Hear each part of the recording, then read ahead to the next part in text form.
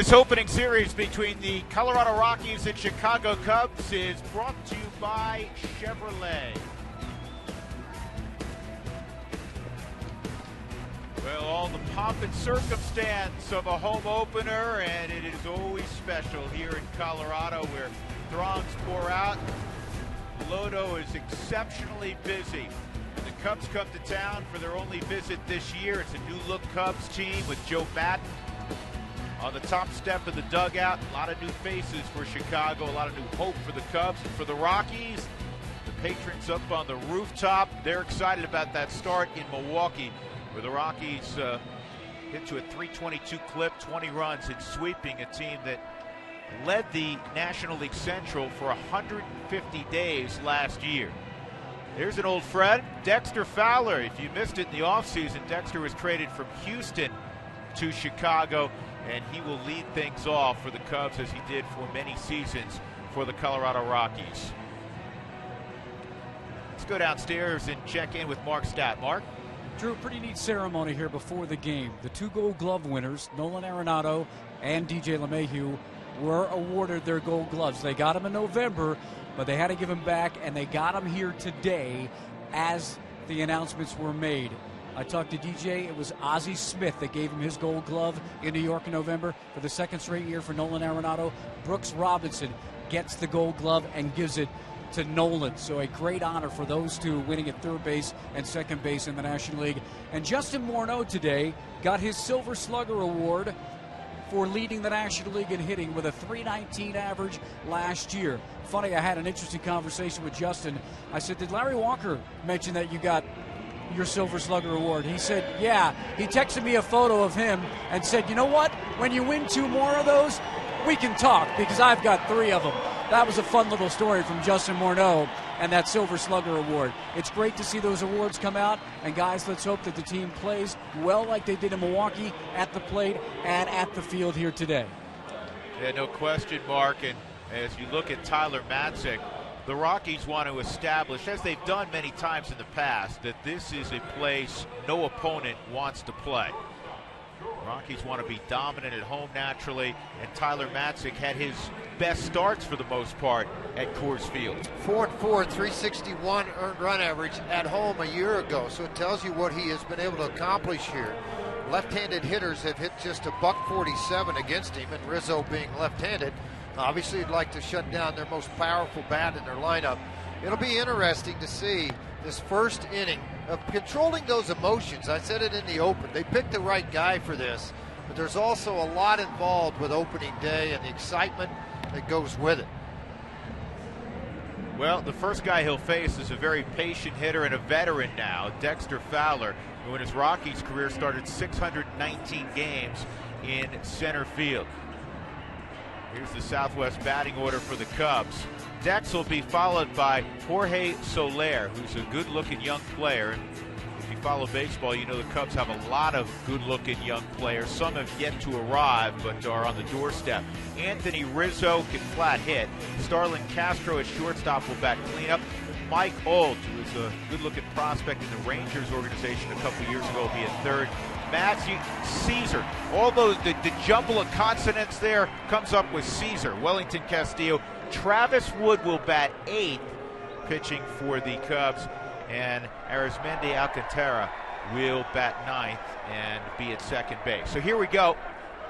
The Rockies 3-0. The Cubs are 1-1, just their third game in the first 6 days of the season, because they had 2 off days and then they had a rain out. And the first pitch in there for strike one.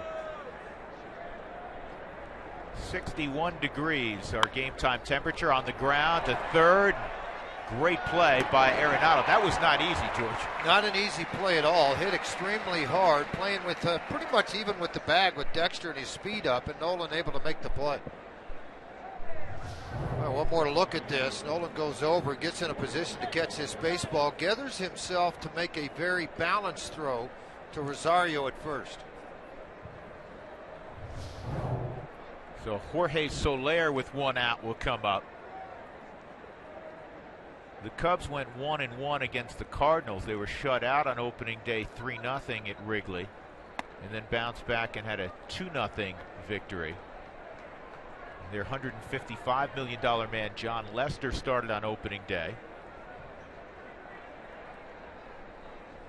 Jake Arrieta threw game 2 and threw the ball very, very well. They have a good-looking young pitching staff. Very good young pitching staff anchored by Lester, and I think that's going to be the biggest key for him. Matzek retired Fowler, nothing unusual. He retired the leadoff man almost 73% of the time a year ago, controlling the innings. 1 ball, 2 strikes. Jeff, you got to really like seeing this with the bundle of emotions anybody would feel, particularly a young pitcher, first opening day start at home. Yeah. He's pounding the zone early. 5 pitches, 4 strikes, and even the one that was down and that one's down, they're in good pitcher spots. Slider misses down and in, 2-2.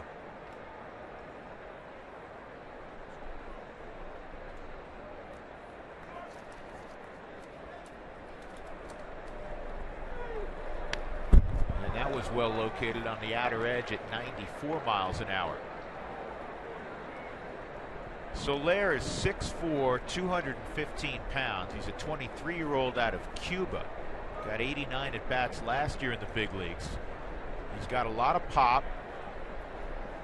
Runs well. He's got a huge arm in right field. 3-2. And the Cubs signed him to a 9-year, $30 million deal initially. Probably going to be a pretty good deal. They have over 42 scouts working in the international market. You see a huge emphasis being put on that. One of the things they like, Jeff, is that the early reports on him, and you kind of see it here, is he's not just a wild swinger like a lot of young kids are. They're kind of like wild colts. He really has a good idea at the plate of the strike zone. Well, and you could tell on the 2 that he took, the sliders, that he wasn't out in front on his front leg. Swung on and missed. It gets away for a moment. Hundley will finish the play to Rosario at first. 2 outs. That's right, Willeen Rosario getting the start at first base against the left-hander Travis Wood. Here's the Rockies alignment defensively. Dickerson in left, Drew Stubbs against the lefty will be in center. Cargo's in right, Arenado, Tulowitzki, LeMahieu, they're fixtures. And then Willeen at first. Nick Hundley's 4 for 4 and starts behind the plate. 2 outs, nobody on for the dangerous Anthony Rizzo. There's Cargo. A couple of Gold Gloves in the outfield. The Rockies have a shift on for Rizzo. Rizzo's 1 for 1 against Matzek in his career. And with the shift, the Rockies have batted 1,000 so far in Milwaukee. It seemed like it worked perfectly for them every time they did it. Way outside, 2-0. Last year, Anthony Rizzo broke out. He hit 32 home runs, which was second in the National League to Giancarlo Stanton, who hit 37. This is how much of a pitcher's era we're in now, fellas. Lucas Duda hit 30 for the Mets. Those were the only 3 guys with 30 home runs. Isn't that crazy? Compared to where it was in the past, just take a look. Exactly what Drew's talking about. Well, that's not B.J. Upton, by the way. That's Justin Upton, who hit the 29 home runs. And Justin, of course, we'll see quite a bit back in the division in San Diego. The 3-0 plunks Rizzo. Says, George, I'm going to walk. That's George's favorite, right? Yeah, I tell you what, you get to 3-0, 3-1, drill them if you don't think you can get them and send them to first. They only get 1 base that way. Cut down on your walks. Stan Williams. Stanley, if you're listening, you'll know. But that one kind of hurt right there. That's the tender part, but you're standing right on top of home plate, so there's an opportunity you're going to get a few of those. Jim, that may be as close, and listen, that pitch missed badly, but that may be as close to the plate, Jeff, as I've ever seen anybody. His toes had wiped out the white line. He was almost out of the batter's box forward. Yeah, the only guy that I can remember is Brian Downing when I played with him in the Rangers. He stood like Anthony Rizzo, but everybody else likes to be back so they can extend the arms. But Brian had that wide open stance. Right. He wasn't as closed as Rizzo, but you're right. It's hey, if you're going to stand on there, you got to be expected to get plunked. So 5 straight out of the zone, 2 outs. Rizzo at first, Starlin Castro at the plate, and that's fouled off. 1-1 on Castro. It's hard to believe. I remember when this kid arrived in the big leagues. He was so young. I know you worked with him, Huey. You were in the Cubs organization when he was a puppy, and he's now made 5 straight starts on opening day at shortstop. Right, and they're really expecting big things out of him this year because he's last year was down somewhat, and they have some other guys that are pushing him. Well, I think that's probably why you've seen his name pop up in trade talks to the San Diego Padres, who are looking for a starting everyday shortstop. They have Amarista and Clint Barmas there at this time, but I think that's why you see his name pop up. They're not going to be afraid to move people. 1-2 on Castro, and swung on and missed. So other than the Rizzo AB, a very good start for Tyler Matzek, clean through the first inning. We'll see that potent Rockies offense when we return.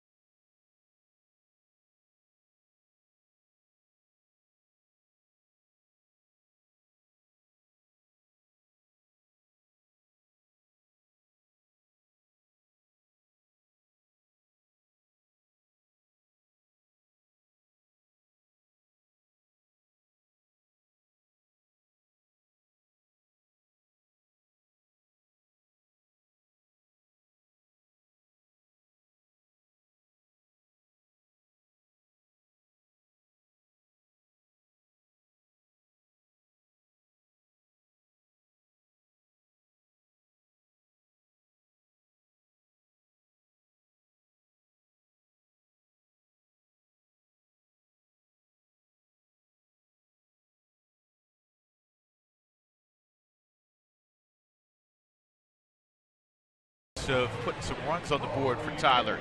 Here's your 2015 Rockies home opening day lineup, brought to you by Southwest Airlines. Book your low fare now at southwest.com.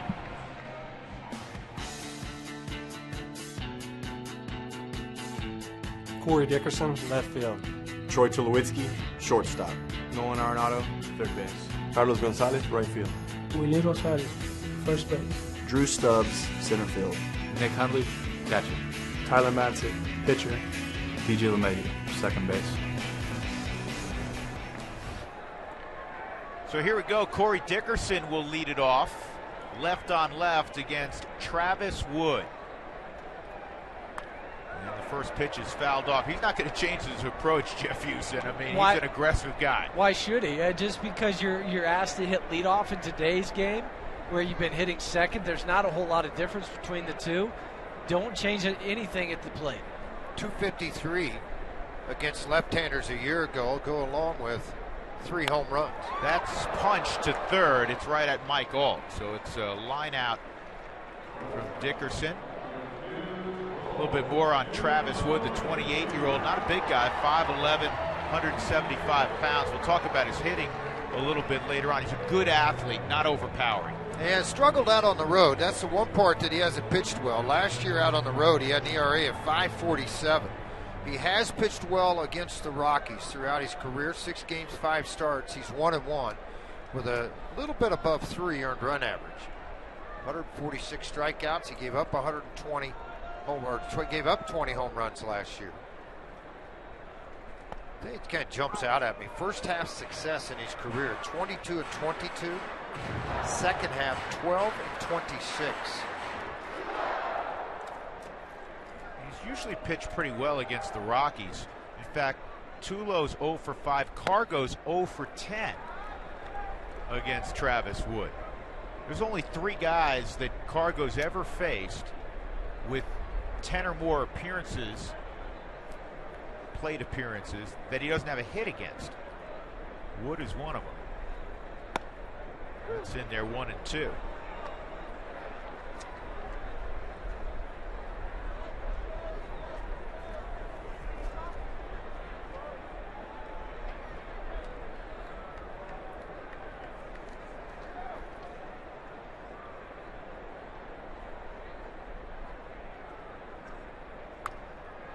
Craig Stammen, Washington, and a guy who pitched briefly for the Rockies, who had some success with the Giants, Jonathan Sanchez, the other two pitchers that have confounded Carlos Gonzalez. Well, both those guys are harder throwers than what you're going to find from Travis Wood. Yeah, Stammen's a righty. Sanchez left-handed like Wood. 1-2 on Troy. And this is lobbed to shallow center. It's going to drop. He was fooled, Jeff, but you know what? Well, it still worked out pretty nicely. Hit it right off the end of the bat. And if you're looking for a lob shot or something with the Masters going on, you might want to throw one of these out there, because that's what it did. It just checked up nicely in center field from the Subaru Supermo. Little cutter on that. Off the end, spinning. Troy saying, where did it go? That's a base hit. Thank you very much. Those type of hits could turn into big innings. Look at it. You see the baseball when it dropped and took a right turn. So here's Arenado, like virtually everybody in this lineup, off to a flying start. Nolan takes an off-speed pitch for a strike. Arenado hit .313 against lefties a season ago.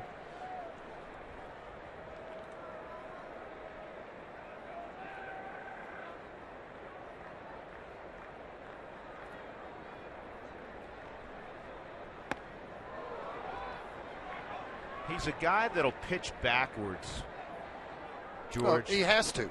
I mean, he's not somebody an overpowering fastball. So I'll go change up, curveball, cutter. Now all of a sudden I'll give you a fastball to hit. And he's not afraid, because he has great command of those secondary pitches to throw those deep into counts when he's 3-2, 3-0. He's ahead 2 strikes on Arenado. Cargo's on deck.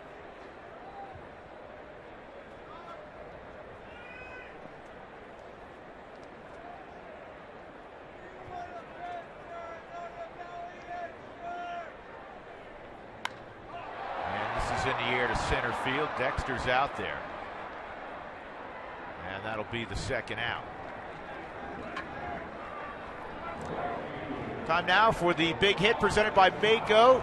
Turn the car you drive into the car you love. You want to talk about a big hit?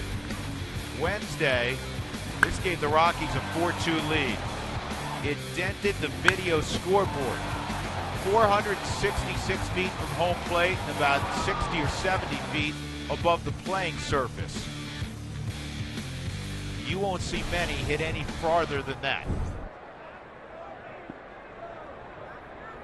Cargo in his career a .355 average against the Cubs, but 0 for 10 against Wood. And he gets a fastball for a strike.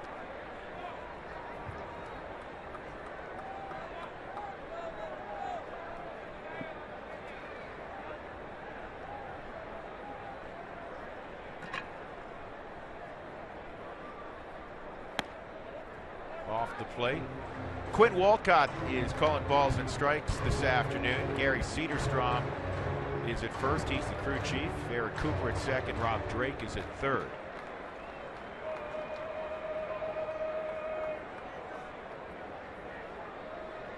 Tulo singled. He's at first. And that's back up the middle. And that'll be a base hit. Troy's going to cut the bag and head to third. Dexter will try to hit second base, but he overthrew him. Nobody advances. First and third, 2 outs for the Baby Bull. Cubs defensively. Matt Caesar's in left field. Dex is in center. Jorge Soler is in right. Mike Olt, Starlin Castro, Arizmendi Alcantara, Anthony Rizzo in the infield. Rizzo's a good glove at first. Wellington Castillo is doing the catching against the left-hander. Most of the time, it'll be newly acquired Miguel Montero. Most of the time, you're exactly right. But hitting left-handed, Montero a day in the dugout. One of the things that is really intriguing for Walt Weiss, a new role for the Baby Bull, but Huey, he absolutely rips left-handed pitching. Yeah, he's about 74 points higher hitting left-handed pitching than he is right-handed.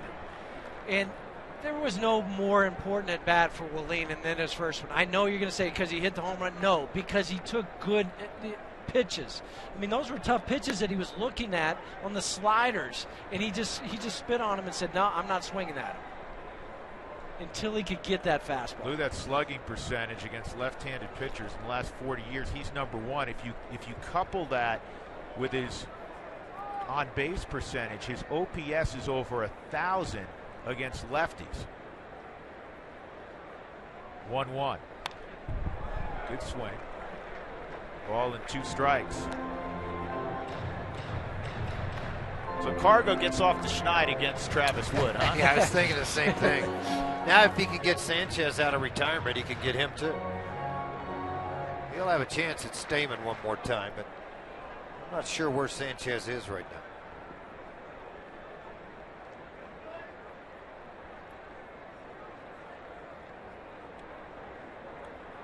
One and two.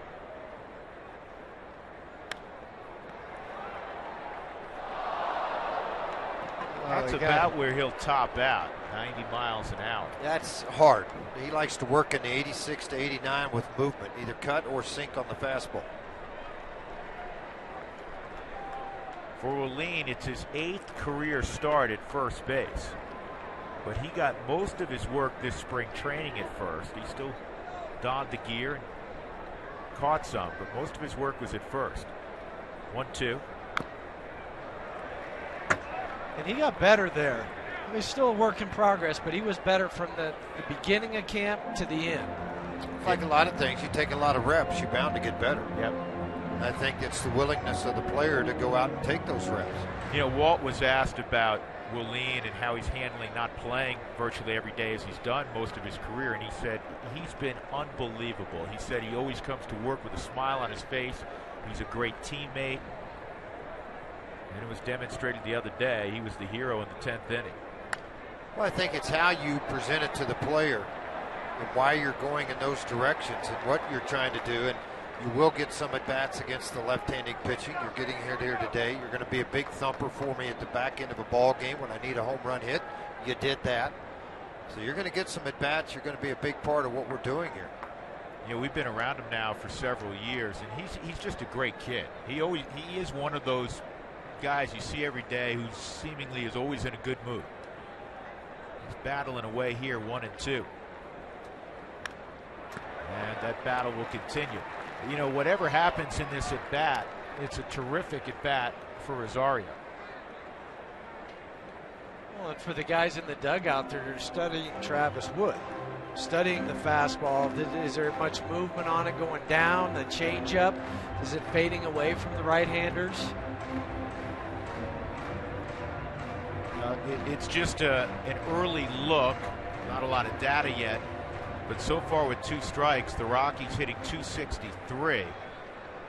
With 2 strikes, most of the time you'll see an average league-wide in the 170s or 180s. In fact, the Rockies, to give you an idea, led the league last year hitting with 2 strikes. They led the league at 193. The average this year so far is 177.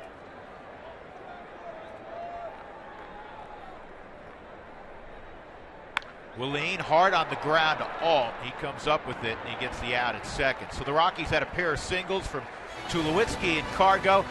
No scores. We go to the second at Coors Field.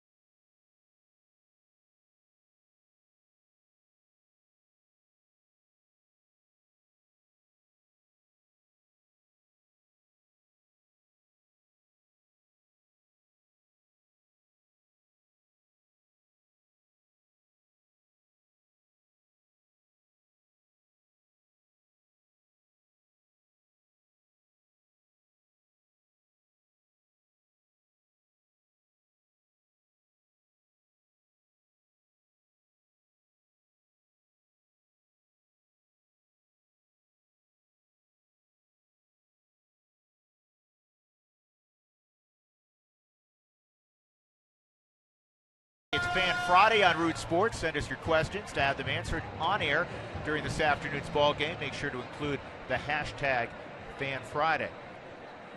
Alt Caesar Wellington Castillo in the first inning. If you're late arriving, Dexter Fowler grounded out to third, then Soler struck out. Rizzo was hit on a 3-0 pitch, and Starlin Castro struck out. So a good beginning for 24-year-old Tyler Matzek. And the one thing you guard against, if you're Matzek, you come in the dugout and you kind of exhale, and you got to keep that focus as strong, and which I know he will, but a lot of young players, man, I got through the first. You know, and you just kind of have that little letdown, and you got to get right back out there again and do it mentally. It shows up a lot more in young pitchers out of the bullpen than it does out of starters. That'll be a base hit to right. So Mike Alt reaches. Here's a view of last year in segments for Tyler Matzek. He came up in June. His first 14 ball games, 13 came as a starter. He had that one relief appearance in that 16-inning ball game in Chicago. He ended up losing the ball game. He was the team was 2-12, a high ERA, but the last 6 he was as good as anybody in the National League.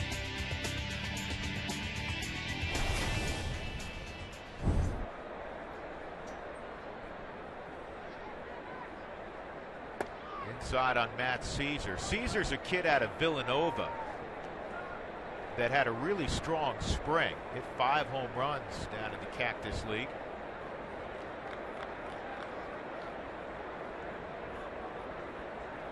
Fifth-round pick out of Villanova.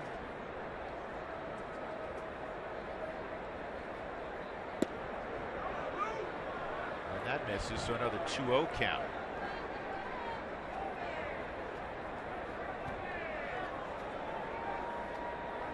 Cubs last year, like the Rockies, struggled 73 and 89.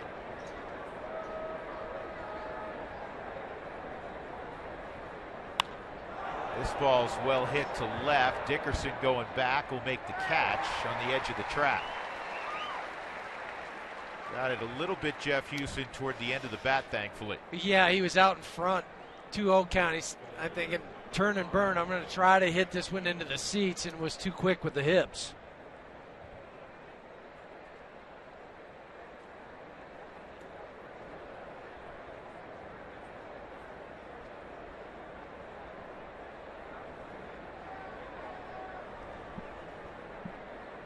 Here's Wellington Castillo. Giovanni Soto kind of fell out of favor and then was moved on to Texas. Castillo the last couple of years has been the guy, but he's going to take a back seat, as we mentioned a few minutes back, to Miguel Montero. Montero brings a couple of things. A good receiver. He's a really good bat, and he's a leader for a pretty young club. Wow, that went behind him.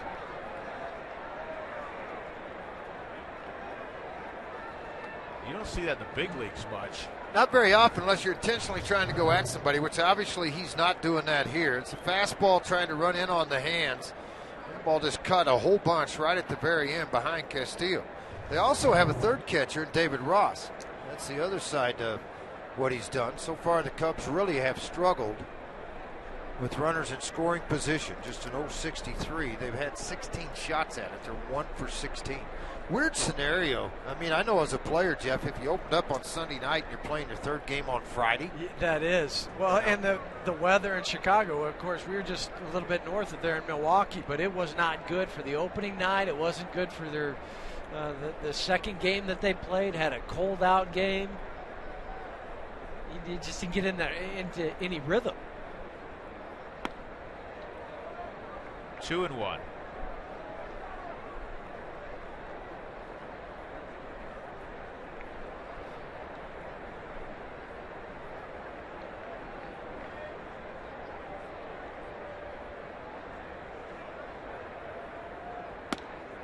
Off the plate, 3-1. So here in the second inning, he's fallen behind each of the first 3 batters. All singled on a 2-0 count. Caesar hit the fly ball to deep left on a 2-0 pitch. And now Castillo has a 3-1 count to work with.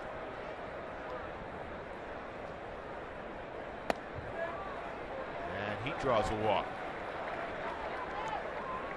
Thought the point you made a moment ago, George, is spot on, because it seems like two different pitchers. The one that was in the first inning and now here in the second. Well, that's the problem. I mean, sometimes you run into it, sometimes you don't. I mean, I was as guilty of it as anybody, where you just get so high as a young kid to get that first 3 innings done, and then those first 3 outs done, I should say, and you come in the dugout and you just kind of exhale and lean back and go, all right, I got through that first one. I'm not saying that's what's happened to Tyler, but it can happen to you.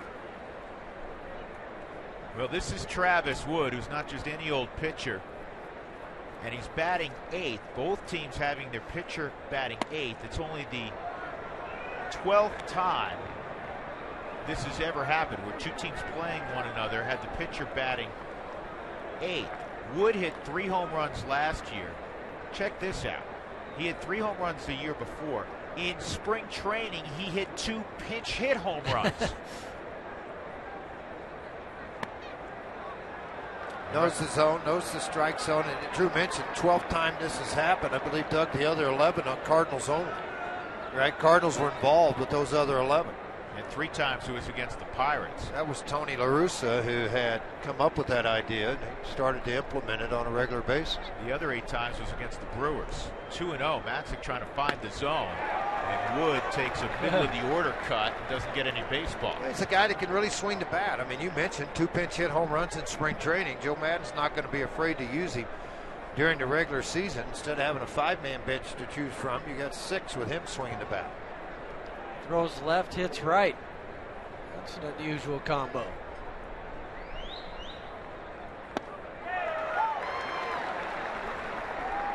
Tyler challenged back-to-back and an 83-mile-an-hour slider that time in a very good location.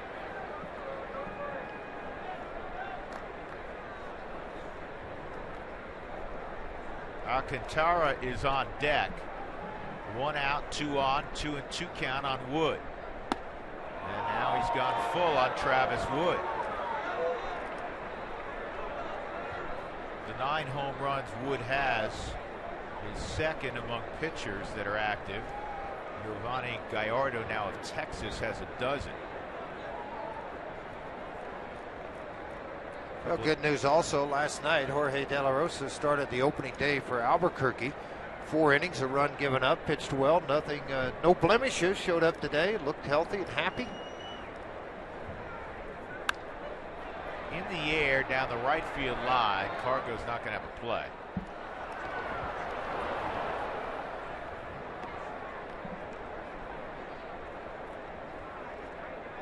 A couple of guys with 6 home runs the Rockies see frequently because they reside in the NL West. Both are with the Giants. Bumgarner has 6, hit that grand slam against the Rockies last year. Matt Cain, who's on the DL right now, has 6.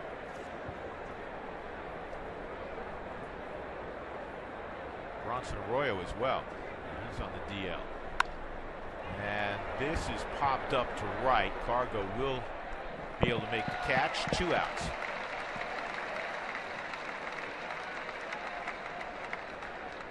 Important he didn't lose Wood, clearly, because the control had gone awry for a moment. I think, George, and tell me if you agree, all that he dealt with in the minor leagues allows him to get out of situations he gets into where, you know, mentally he may have melted down 2 or 3 years ago when he was still a much younger professional player. Well, I think a year, not last year, but the year before that he would have. And I think mentally it's just his ability to kind of regroup on the mound and stay focused where he needs to be. And, you know, and I think as you read the article this morning when his brother Jonathan would call and he'd say, well, I threw 3 wild pitches. He goes, well, you threw 5 last game, so we're getting better. Let's go forward. So he stayed positive with him all the way through that. And I think his brother played a huge role in getting him back on track, also with his former high school pitching coach that he had used through middle school and high school to get back on track with his arm action and delivery and angles.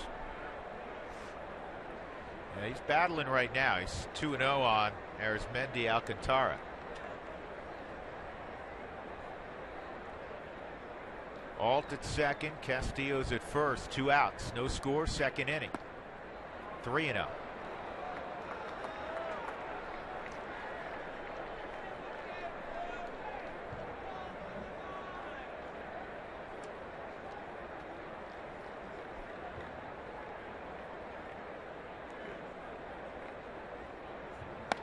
And that's not close. So now the bases are loaded for Dexter Fowler. And here comes Steve Foster to the mound.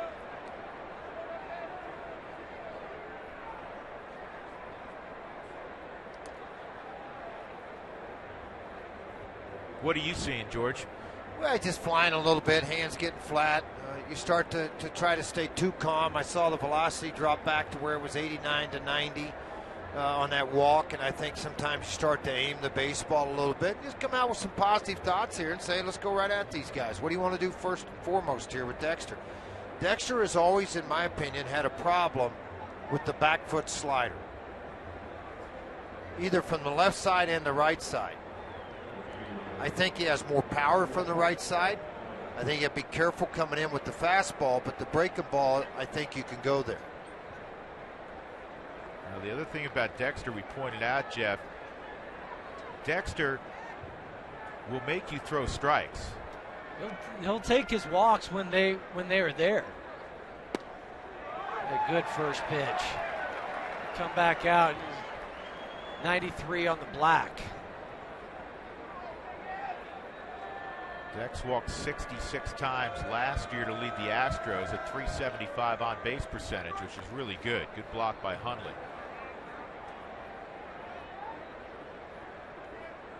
You know, I always marveled at it when Dexter was a Rocky. He walked quite a bit here. And you say, man, how do you miss? He's 6'6", a big strike zone, right? Mm-hmm. Well, it's usually up, down, or low. It's not hard to walk a guy 6'6", only because the low fastball doesn't get called. Ground ball to second, and Matzek will survive it. They flip to Tulowitzki. So Tyler, struggling with fastball command, will leave the Cubs with the bases loaded at the second, no score.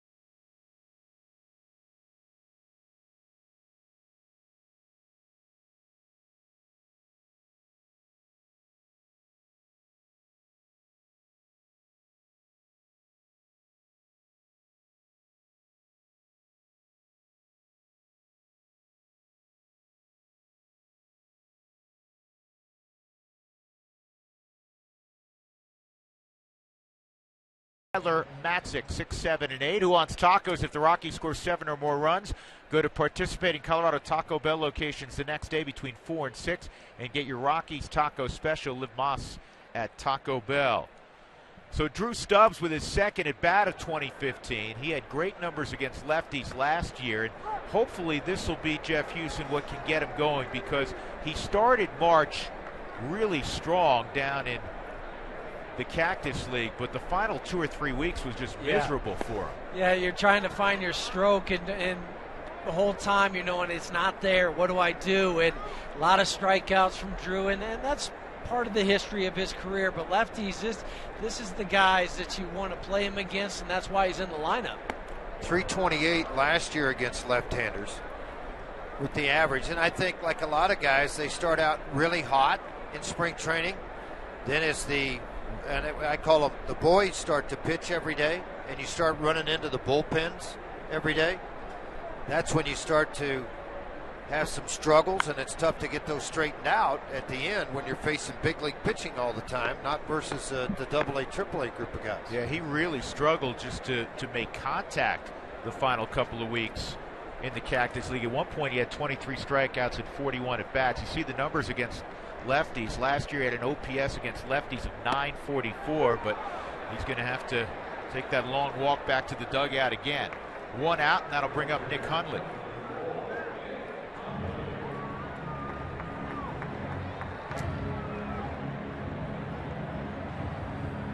Gonna have to get Travis Wood out of his comfort zone. 26 pitches, 22 for strikes.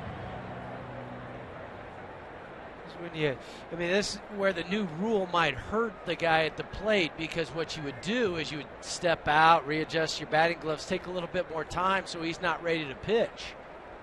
And the pace of play, again, just a small sampling size, has picked up considerably from a year ago. A big focus of Rob Manfred, the new commissioner. Fastball's in there, 1-1. See how he has to keep his foot in the batter's box. Before, you have guys step out, slow him down. Guys, you would hear that being yelled from the dugout. And Nick went around, 1-2. Now you can step out after you take a swing.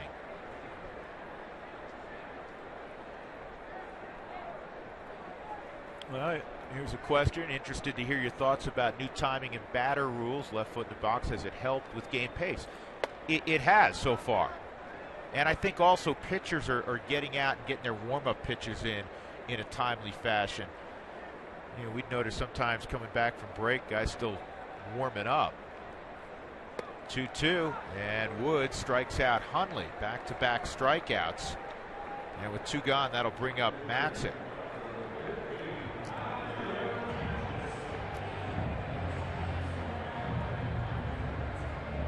The clock is set at 2:25. As soon as the final out is recorded, that clock starts ticking.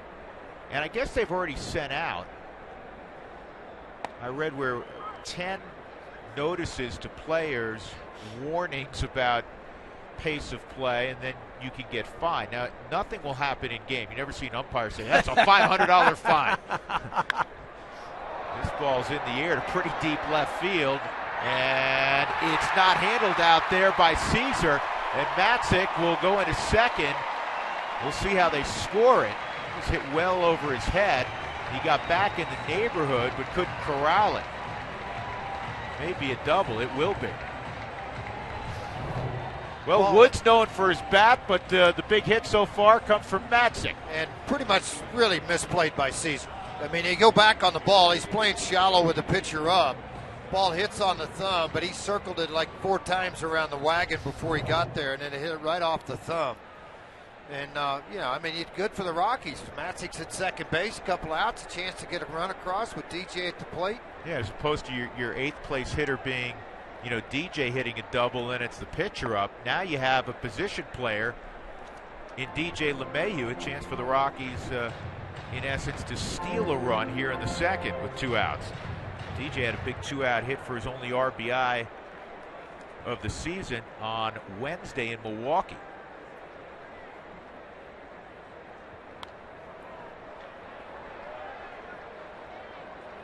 The Coors Light Cold Hard Facts are brought to you by Clean, Crisp Coors Light, the game's most refreshing beer. The Rockies have a major league record through 3 games of 16 doubles. That was their 17th. They lead baseball in extra base hits with 22.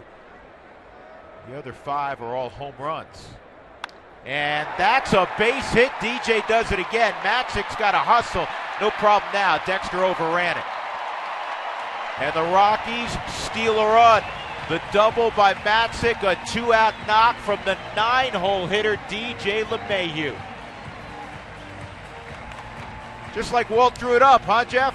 Yeah, and we talked about it on the pregame show about this ball club and earlier in the broadcast about what they're hitting with two outs, 2 strikes. It doesn't matter from the Subaru Supermo. Nice pitch right over the middle part of the plate, about belt high for DJ. Goes back up the middle. Dexter's charging hard, thinking he might have a play at Matzek at the plate. I think the way DJ was running, he would have kept going around to second base if that throw was going home. Didn't matter. A lot of enthusiasm giving Eric Young high five once he got back to the bag. And now Corey Dickerson gets another look at Wood.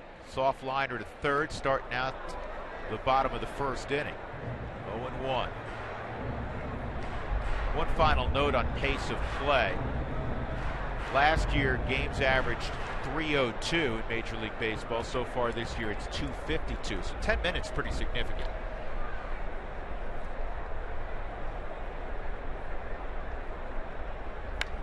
And this ball's in the air to deep left. Caesar will have a play. He makes it. But the Rockies, with 2 outs, get a run. A double by Matzek. A 2-out knock by DJ LeMahieu. 1-0 as we go to the third.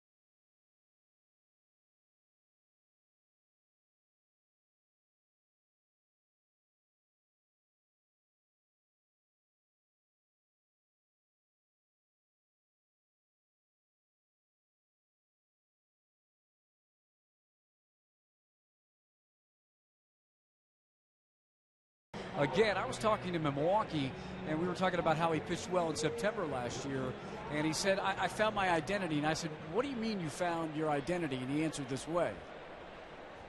I think I just started feeling more comfortable, and I found an identity of who I was and how I pitched. I figured out who I was and felt like I was enough, and just went out there and executed my plan. Who are you? A lefty that pounds the ball in, has a good breaking ball. So, Mac did a great job calling the games and using my strengths to attack the hitter's weaknesses. So that's what I do. So there you go, guys. That's what Tyler Matzek says he does. He says his hit to center is going to get down. And last year he had that ERA of 1.69 in September. That's the second lowest ERA in September, October in the history of the Rockies. Bruce Ruffin had a 1.63 in the first year in 1993. So hopefully he can continue. Well, I think that it's hard when you're a number 1 draft pick, because everybody, when you go scout a guy, give me a comparison. And there's who you're looking from August 25th on. Volquez, Strasburg, look at some of these names. Peavy, Laureano, Comenter, opening day starter for Arizona, and a pretty good group of names there. I think, and Jeff, you could talk about this a little bit too. When you're a number 1 draft pick, and then they scout you and they go, okay, is he Sandy Koufax? I'm throwing out names right, here. Right. But who can he be? Then they feel like they have to make you be that guy. Instead of saying, I gave this guy $4 million. Let's just let him go be who he is for a while and see what happens.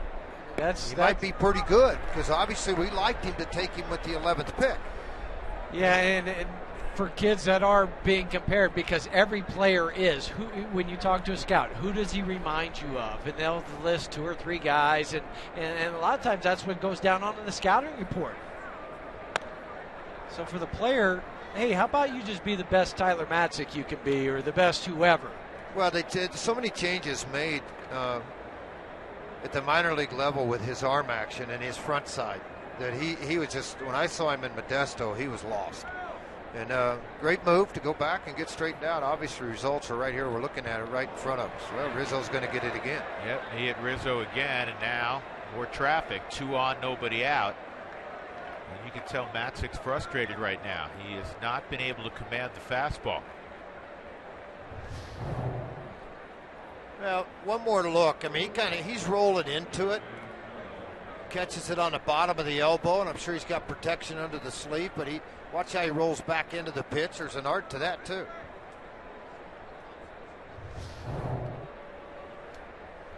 Starlin Castro struck out his first time.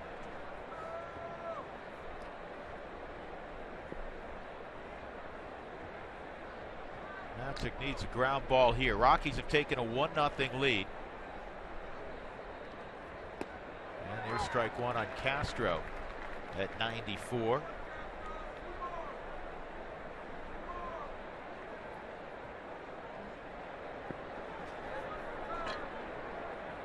Jolis Chassin younger to start a home opener.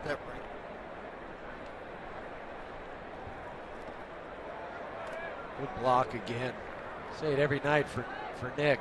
Yeah, Nick's done a tremendous job in learning an entire new staff, and a lot of guys who are young at the big league level. Tyler Matzek certainly falls in that category, as does the guy who started on Wednesday and threw the ball well, Eddie Butler. And he's a calming influence, and he's invested big time in these guys. Outside. Not easy to catch, Jeff. I know you weren't a catcher. It's about the only place you didn't play. But it's not easy to catch if you set up one place and you're really unsure whether it's going to show up there. Right, and not only for Nick, but the umpire. I mean, he's sure leaning. He's already set up on the inside, and if you have to reach across your body, you're going to end up taking a pitch away, even if it might appear to be a strike. 2-2. Runners in scoring position so far on the young season for the Cubs. They're just 1 for 18. Opening day when they got shut out, George, by the Cardinals, they were 0 for 13. Not a good situation, right? Not swinging the bats well when you think about it. And you looked at their lineup today. There was only 3 guys with an average. Only 3 guys that had an average of any kind. 125, 143, 286, and the rest zeros. And this is going to drop, and everybody's going to move up. I thought for a moment if DJ could get to the baseball quickly, he'd have a force at second. So it's a bloop single, and now they're loaded up with nobody out for Mike Ault. Not only a force at second, he may have a double play. The only reason I say that, it appeared to me that Solar took off on it, and it was away from him. Now, when this ball hits his glove, right on the end, if it stays dead there and it doesn't hit the top of the cap and squirt away from him, he will have that double play or the force at second. Ault had a single his first time up. A single, a hit by pitch, and that little bloop. Bases loaded, nobody out. Tough spot to try to continue the trend for Tyler Matzek, but the opposition is 0 for 7 with the bases loaded against Tyler Matzek. But this is a little different deal here when you got bases loaded and nobody out.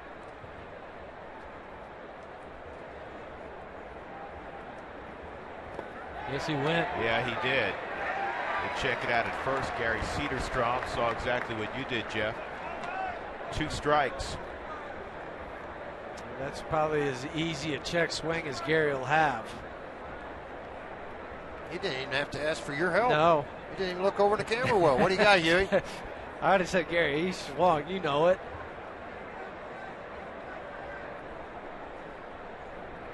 Oh, 2 to third. They're going to come home and get the force. We've seen Arenado do that so many times, Jeff, and It's not the conventional play. No, but how he caught it tells me that was his best play.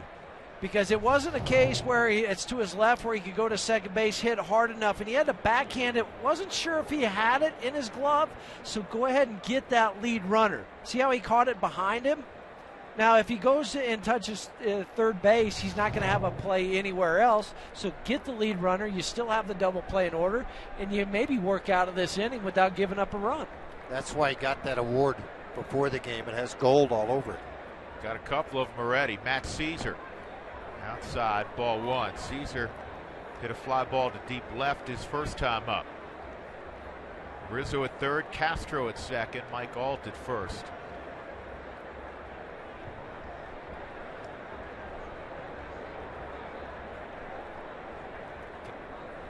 A lot of communication goes on the field with fielders that you don't see, and you couldn't see it there, but Nolan, with Rizzo at third base, looked in at Hundley and told him, on a slow roller, I'm coming to you. I'm not going to second. I'm not going to try to go to first. I'm coming to home plate with it. And you know, obviously acknowledgement, okay. Now it's 3-0 with the bases full.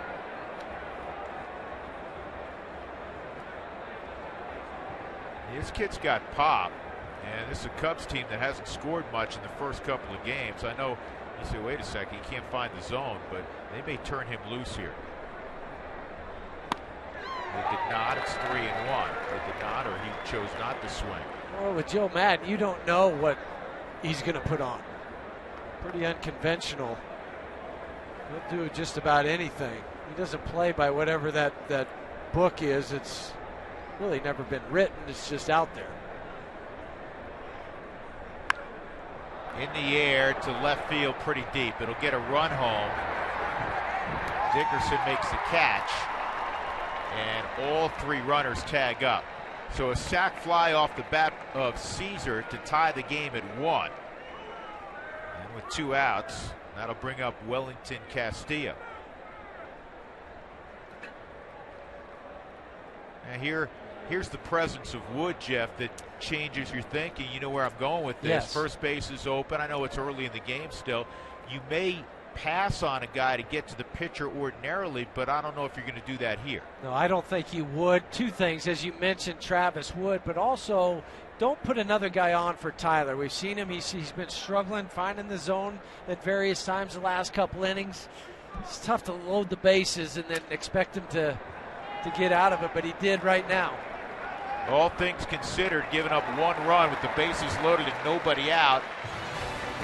Pretty good for Tyler Matzek, living dangerously right now. 1-1, middle of 3. Tulo to lead it off.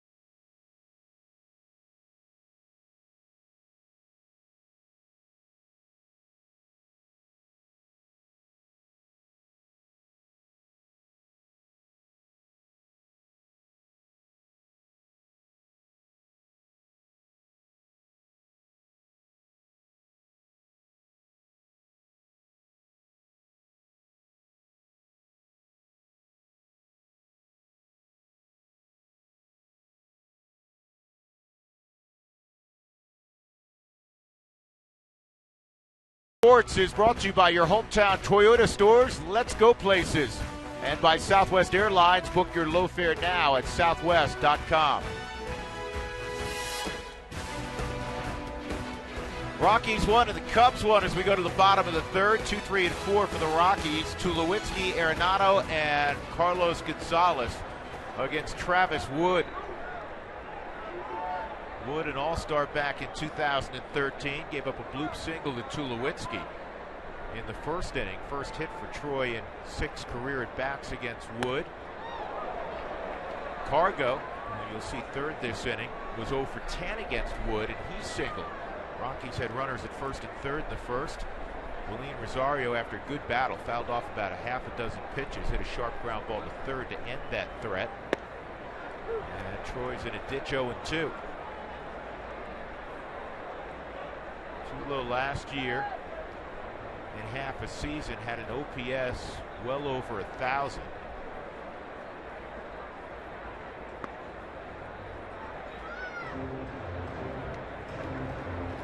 I don't think there's any question in anybody's mind. When he's healthy, he's probably one of the top 5 players in the game. It'd be hard to make an argument against that. Trout, McCutchen in that conversation. Tulo's got to be right there. And I also think people realize too, as does Troy, that you know what, I want to be the best. I think you want to get hurt. Guys aren't wanting to get hurt.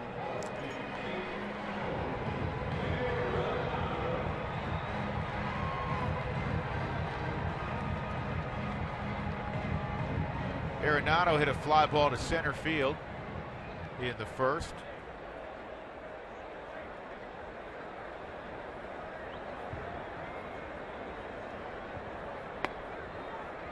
The only other time the Rockies began a season with a road sweep was when they swept the Arizona Diamondbacks in the D-backs inaugural season in '98 down in Phoenix. That's a base hit to right center field, and careful. Arenado is going to test the arm of Soler, and he's out. Soler can't flat throw, and he gets Nolan. Well, only because I think he slid past the bag. Otherwise, he's safe if he would have been able to hold on. I'll give you another look at this play by Soler in right field. Watch when he backhands this ball, gathers. Then it's the very good, strong throw. Nolan on the bag and then just slid past it and tried to switch hands. You got him right on the back, right there. Yeah, he said he was out initially. Yeah, he did. Sure did. I didn't think he got. I thought he got there ahead of schedule. I really did. Yeah, another good look at it on the Subaru Supermo right there. Just gives the appearance when an infielder goes back and reaches for the tag a second time that he missed him. Part of that, I think, Jeff, is that an umpire sometimes I don't want to showboat, but they want to take their time making a big play and a big call versus, saying immediately, and as the infielder, you got to carry the play on until you hear something. And I don't think, Jeff, that Walt minds that No. play. He wants to see guys who are aggressive on the bases. He's talked a lot about it. Here's the 1-0 to Cargo, and it catches the outside corner 1-1. And the last thing you would want, if that's what your manager wants, and then you get thrown out for you to come back to the dugout and say, hey, maybe next time don't try that. Then you would say, well, it's either you want me to or you don't want me to. I've had managers do that before. And it's no fun. 1-2. One of the managers you had in your career is the manager of the Chicago Cubs, Joe Madden. And he wasn't one of those guys. Joe was always positive. He was always saying, hey, go out there and play the game, have some fun.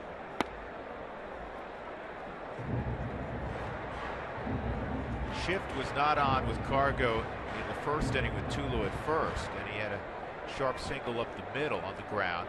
It is being employed here. 2-2. Rockies have out-hit the Cubs 5-3 so far.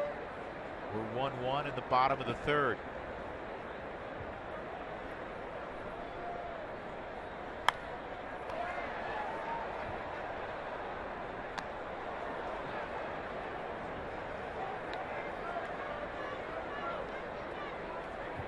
Willeen on deck.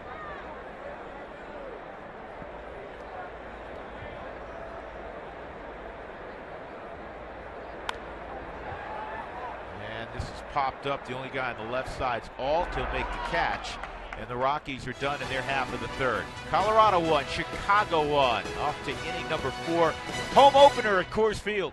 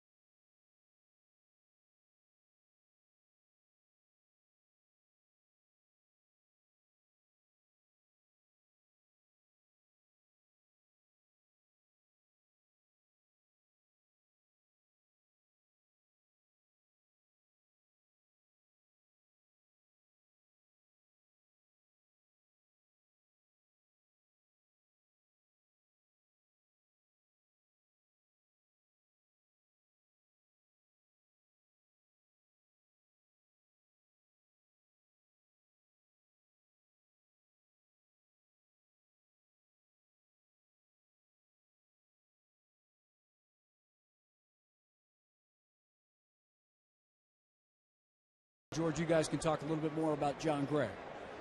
Well, John Gray had some nice moments during spring training. He's not far away. He did pitch in a kind of a strange role for him last night. Well, hard role for him to do that. De La Rosa started the ball game last night. He went the first 4 innings of the game, whereas normal starting pitchers will go out. They'll long toss out to 120, 130. They'll come in and throw a flat ground, then go to the bullpen and warm up. John Gray didn't get that opportunity, so he had to warm up basically in the bullpen. A little unusual, and gave up some runs early. He gave up 4 runs actually in the first inning through 31 pitches, through 84 yesterday total, over 4 innings, 8 hits given up, 6 runs, 5 earned, a walk, and 4 strikeouts. And I think part of this is for John is just it's a battle to put in 28 to 32 starts a year. And what do I have to do? Everything in between that. And he'll figure it out. He's fine. He's throwing the ball well. It's just now his next start, he'll be able to stay into more of a regular routine for him. Travis Wood leading off here in the 4th for the Cubs. So 2-2 count on Wood.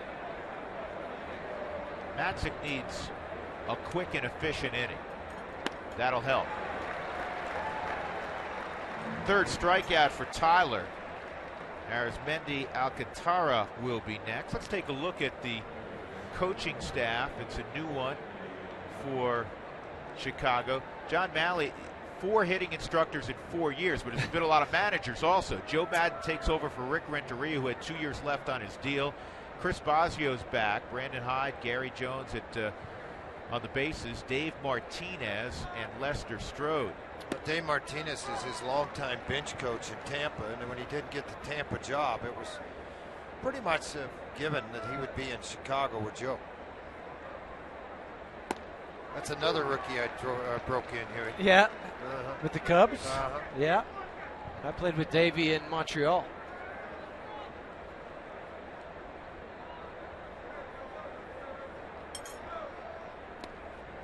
Well, Dave Martinez originally went to the Doyle baseball camp just like Walt Weiss as a teenager.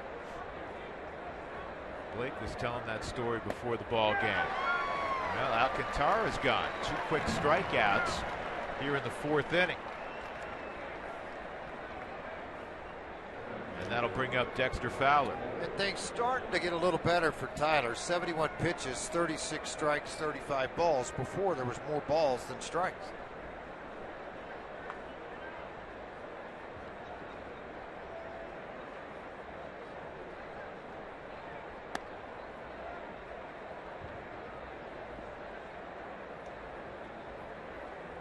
1-0 on Dexter. Grounded out twice. 2-0.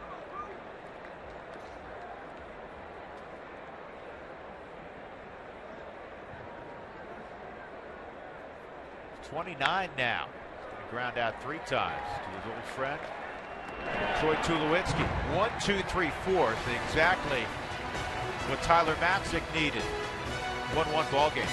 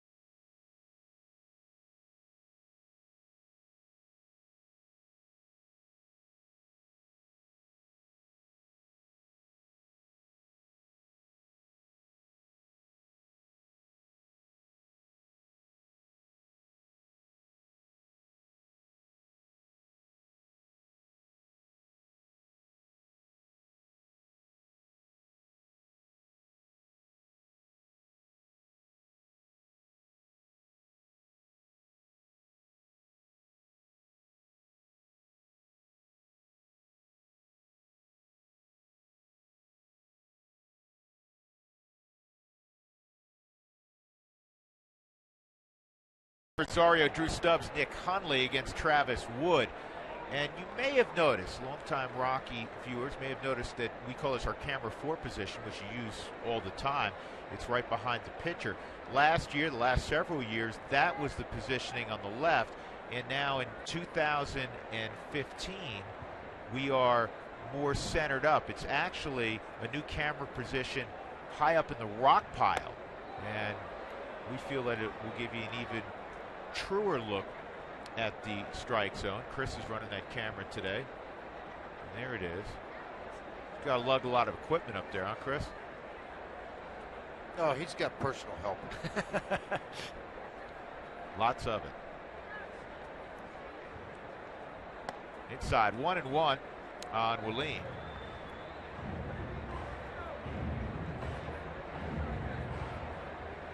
Oh, those soft tossing left-handers, Jeff. Oh, you never hear the term soft tossing right-hander. It's always the southpaw. That does seem that way, doesn't it? No, you never use that term. Soft tossing right-handers don't make it. Especially 5'11". But what do we say about left-handers? As long as they're breathing. Yeah, as long as they're breathing, throw strikes with 2 pitches, you're in. 3-1. He reminds me a little bit of Dallas Keuchel with the Houston Astros. A guy that changed speeds, can get up to 90. Dallas last year, a 12-game winner.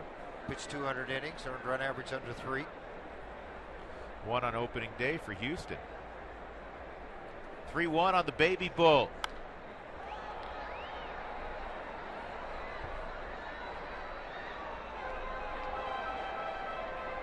It wasn't just the home run in the 10th inning. It was a huge swing. I mean, anytime you hit a home run in extra innings, it's big. But given the circumstances, number one, he hadn't played yet. Team-wise, the Rockies had blown a 2-run lead in the 9th. And number 3, it was a lengthy at-bat. It was a really high-quality at-bat. It wasn't just, he arrived at the plate and ran into one.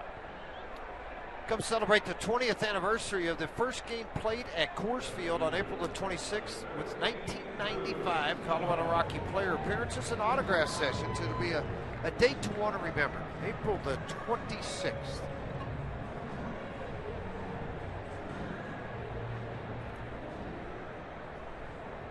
So Drew Stubbs will get his second look at Travis Wood. He has good numbers against Wood, 5 for 12 coming in. He struck out looking at a fastball his first time. Pretty smart move by the third baseman Mike Ault, I think, Jeff, because you get scouting reports and they're aware that Drew's been struggling. He came in on the grass to guard against a bunt. So that's what they'll say when a guy's struggling, take away the bunt, because that's going to be his second, maybe sometimes his first option. Hitters will do that, just see the ball better, drop a bunt down, get you out of that slump. And with Drew's speed, pretty good plan. 2 strikes on Stubbs.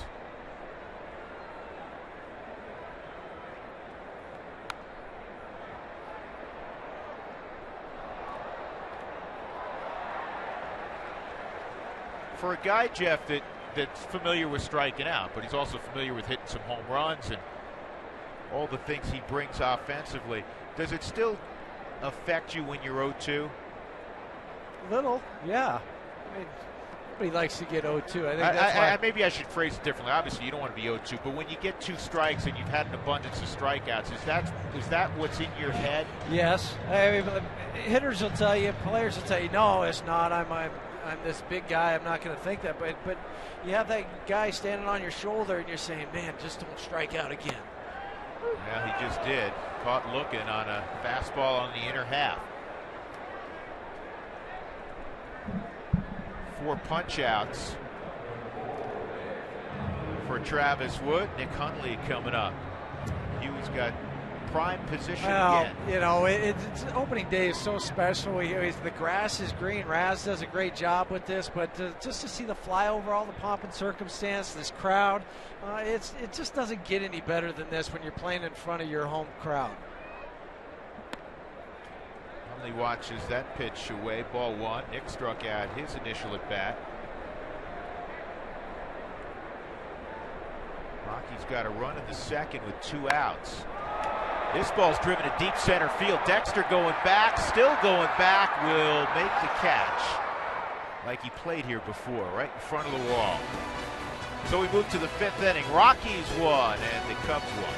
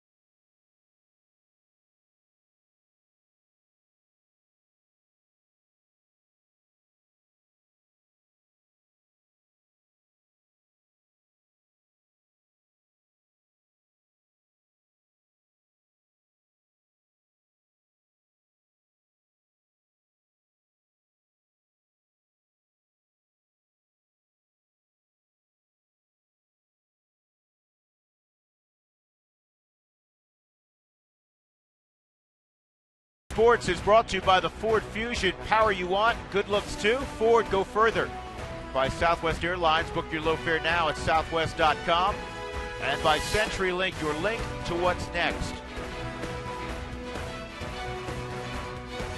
Pair of left-handers, been interesting so far. Matzek's battled some command issues, but he's limited the Cubs to 1 run. And the Rockies have yet to figure out Travis Wood. So it's 1-1 as we go to the 5th with George Frazier and Jeff Houston, Mark Stout, our entire Root Sports crew. I'm Drew Goodman. We're partial to orange and blue, but today is all about Purple Friday. Great to have you back, Rockies. A tweet out from the Denver Broncos. Part of our Toyota Talk this afternoon. Jorge Soler, 1 for 2, lined a single to right his last time up, and he takes ball 1. Best inning of the ball game from Matzek's perspective was last inning. A couple strikeouts and a ground ball to short.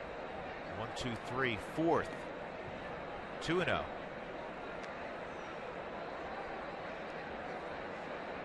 Soler played only 163 minor league games, hit .305 with 28 home runs, 117 ribbies, 110 runs scored. Big numbers. That'll get you to the big leagues in a hurry, plus a $30 million deal. That helps, but Chris Bryant, 43 home runs, 110 RBIs, didn't get him to the big leagues quick. Yeah, and that was over AA and AAA. Well, talked to Joe Madden before the ball game, and Scott Boras will be pleased to hear this. I mean, but Joe Madden, unsolicited, said, I like my club a lot. And he goes, we got a couple guys that are going to be here pretty quickly. And that obviously was a reference, number one, to Chris Bryant, and maybe also, Jeff, Addison Russell. Yeah, and those guys can play. I mean, we saw what Bryant did. There's a lot of uproar after he didn't make the ball club out of spring training with all the home runs that he hit. Addison Russell, though, I mean, he's not quite on the level of Bryant, but he's pretty good himself. Shortstop by trade, figures to play second base with Starlin Castro.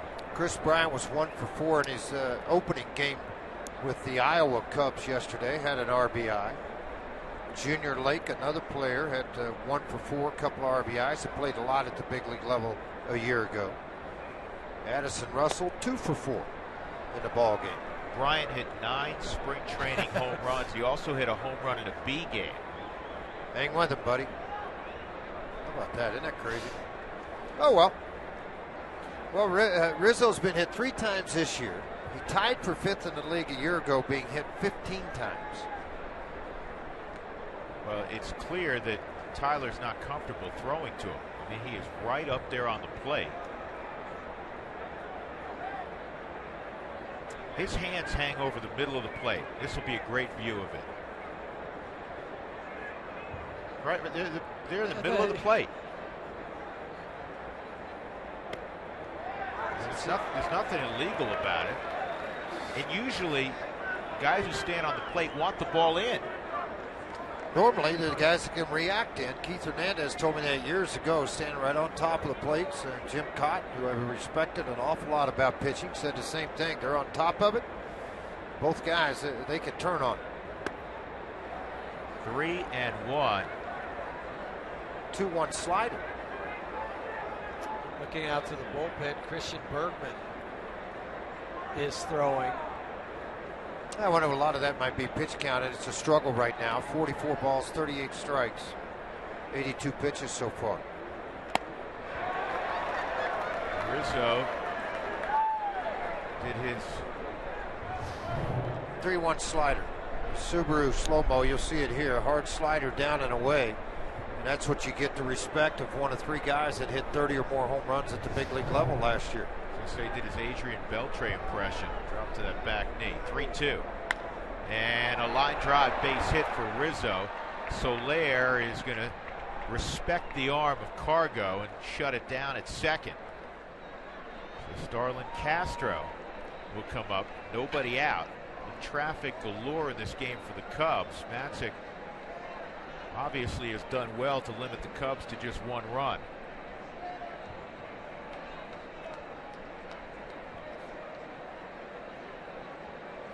The interesting thing is, the most composed we saw him, and we're going to get a double switch right now. Blackman's going to come in, and Stubbs will go out. Bergman will come in long haul relief, but the most composed he was in that first inning when you think the nerves would be at their height. Struggle for Tyler today, and an unusual type struggle too. 84 pitches, mentioned it, 44 of those for balls. So he's gone after 4+, and Christian Bergman, who's battling for the final rotation spot, will come running in from the bullpen.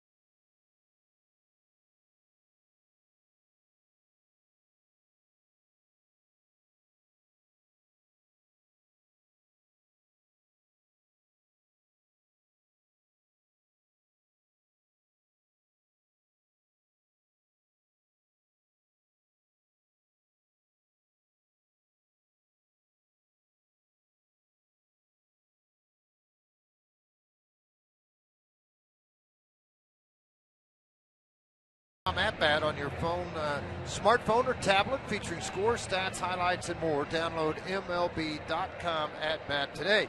Well, with the double switch, you say it's a little early, 5th inning, to be making a double switch. But I think in Walt's mind, you look at the Cub bullpen, they have one left-hander, Koch in the bullpen. The rest is solid right-handed. So you're not going to have to get combative a whole lot in trying to figure out what you're going to go against when they try to make their moves. And I think that's why this double switch happened early. And because the pitcher's going to be leading off the next inning, natural to have Charlie, a natural leadoff guy, lead off the inning, hitting in the 8 hole. Outside on Castro.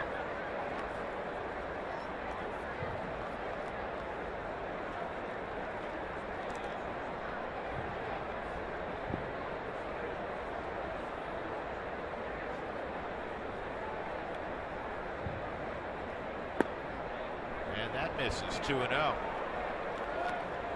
Well, last year, Christian Bergman came to the big leagues. Unfortunately, freak injury, one of many the Rockies had, but he did make 10 starts, 3.5, 593 earned run average, and 54 and 2/3 innings.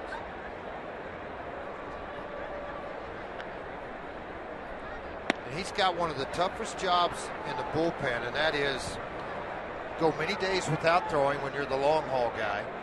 Maybe only pitching blowouts to get your innings and get you prepared for that. And when you have the long distance of time in between outings to stay sharp, not knowing whether you might be in the game that night or not. And this is a strange one, George, because you make a good point. Usually when you're pitching long haul relief, it's an upside down score and you're usually on the wrong end of it. He's coming into a 1-1 ball game. Very unusual, but they trust his ability to get the ground ball double play here. Falling behind, 3-1. And this is fouled off by Castro. 3-2.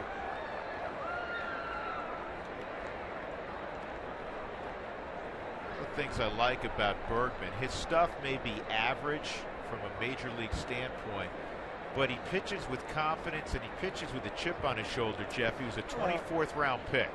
And that can take you a long ways. I mean, if you just look at the stuff, he said, well, he shouldn't be pitching in the big leagues, but you can't measure the heart. Ground ball to short, should be 2. There's one. DJ to first. And Bergman behind, as George mentioned, 3-0. Ends up getting the double play ground ball. 2 gone with a runner at third, and Mike Alt coming up. Big outs, too, for Bergman to make sure that he had those. That's where Tulo giving him a little bit of confidence here with that. And also, George, you know, you want to pick up your teammate. You don't want to allow those runs to score, even though they're not yours or Tyler's. That's huge. Well, it's part of a judgment tool that they use on relief pitchers, inherited runners that don't score. And that's a big tool to use on that. I think the other thing that he falls into that category, and I say this to all the analytical people. I say this to Drew quite often. If you can find me a radar gun or a stopwatch that measures the size of a guy's heart and desire, I want one of those, because everything's measured on velocity, measured on whether they can make this pitch and whether that slider is 88 instead of being 80 miles an hour. But you know what? The radar gun's yet to get inside the shirt. And when it does, let me know. And every sport's the same way. Every sport trying to measure what's inside somebody. That's fouled off. Ask Chris Harris of the Broncos. Prime example of that. Great example. Undrafted, and he's become a Pro Bowl caliber cornerback.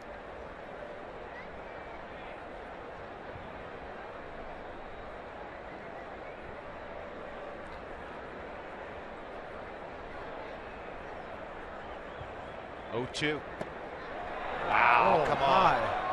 Wow. Just off the plate on the 4th strike zone. That's a good call. Yeah, you're looking on the 4th strike zone. Of course, you get a pretty good look at it on a Subaru Supermo, too, because you're looking at it from behind center field now. Christian kind of took a step toward the dugout, and that one was even closer. Yeah, it's got to be just a little bit out of the strike zone, but down how much? My angle, it didn't look down. You know what? That's a National League strike 10 years ago. And a ground Nobody ball hurt. to Nolan.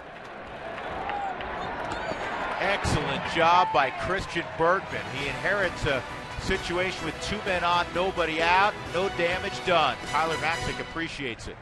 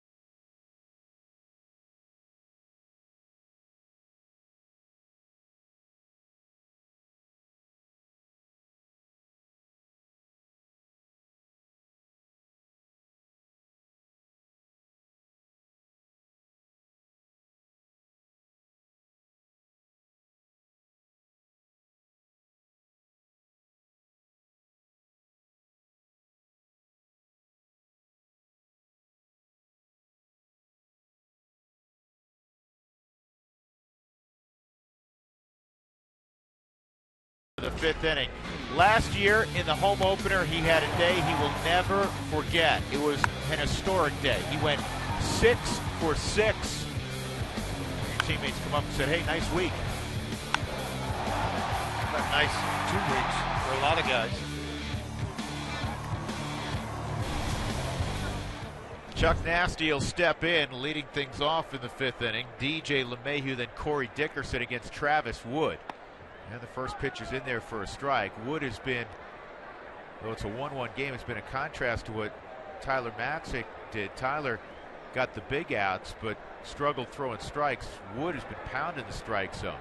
He's thrown only 16 pitches out of the zone. Well, and I don't have the numbers, and Dougie, you can maybe get them for me, but how many at first pitch strikes? It seems like every hitter has been 0-1. 0-2 right now on Blackman.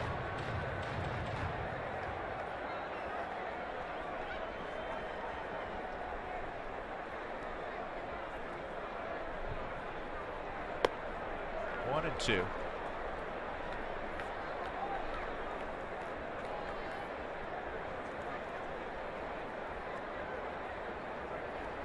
$12 of 17, Jeff. Thank it's you. Been a lot. Yeah, it's been a lot. Thank you. Thought he had one here. I knew Doug couldn't voice it verbally, so give it well, to you. He was trying to get the spare headset. We wouldn't give it to him. Cutter tried to come to the inside corner. Wood thought he'd had him right there. Thought he had made the pitch he needed to. Charlie able to fight that ball off away from him. Charlie 2 for 14 in the opening series in Milwaukee. A few guys to depart Miller Park with an average under about 350. Rockies in that opening series hit 322. The 20 runs they scored, the most they'd scored in a road series since San Francisco in mid-June last year when they swept the Giants. That's outside. I said this the other day because it just boggles the mind. After the Rockies swept the Giants at AT&T Park June 13th, 14th, and 15th, they went 6-40 the rest of the way on the road. One out, strikeout number 5 for Travis Wood.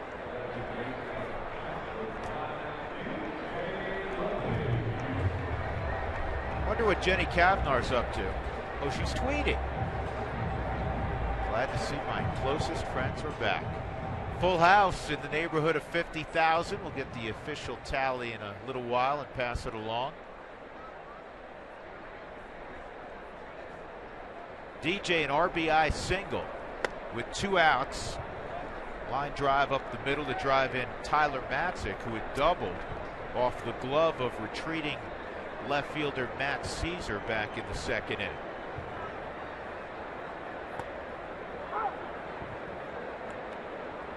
For Travis Wood, he's making an impression because he had to beat out Edwin Jackson for that starting spot in the rotation during spring training. 2-1. Kind of surprised, and Edwin actually had probably one of his better springs that he's had. That some of these other teams struggling didn't try to come and make a trade point. They needed a fifth starter. Trouble for Edwin is that the last couple of years, I mean, he's a big arm guy and makes a lot of money, and in the last couple of years, the results have not been pretty. He's been a durable guy. 3-1 on DJ. That looked like a take all the way. Did look that way. 3-2. Might have been thinking something more off speed.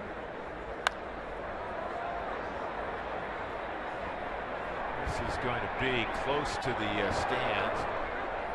Soler just met the stands and a few Rockies folks as well.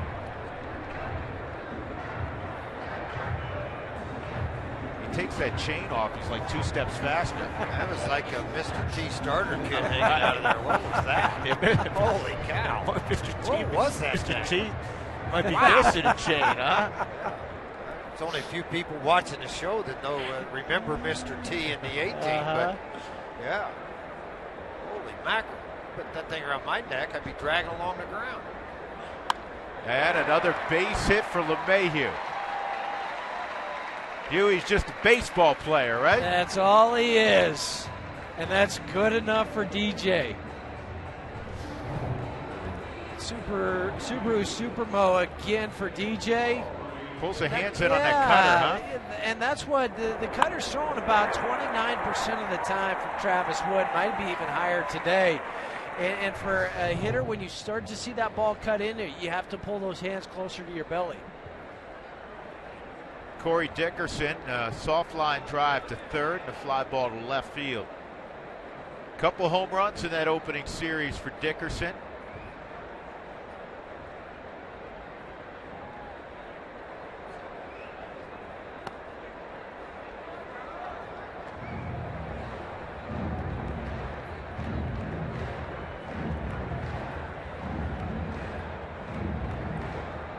Corey leading off today. Rockies ran the same lineup out there 3 times at Miller Park against all right-handed pitchers. So it's Blackman leading off.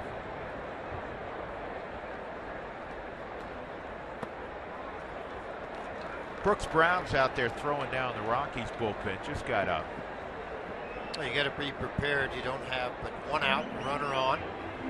Pitcher due up 5th, 6th, and 5 spots away right now. So you just got to be careful what you're doing as a manager and make sure you're prepared to make that move.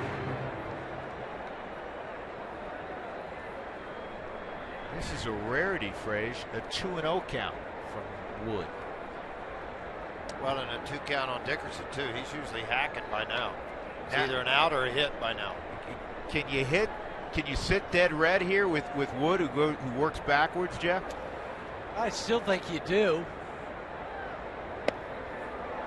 3-0. And it was a fastball. Well, I tell you what, you start missing and you get to the middle of this Rocky lineup, it could be no fun. Just ask that group from Milwaukee that had to face the Rockies. They're still thinking that they were cheating and picking up signs and they were tipping pitches. Ball 4. First walk by Wood. And now the Rockies have 2 on for Tulowitzki with 1 out.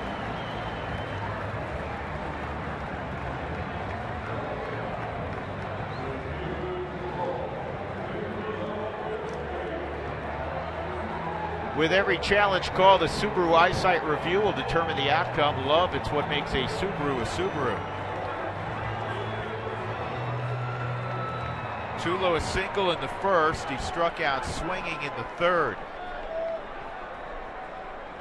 Last year against lefties, he hit everybody, but Troy hit .397 against southpaws a year ago.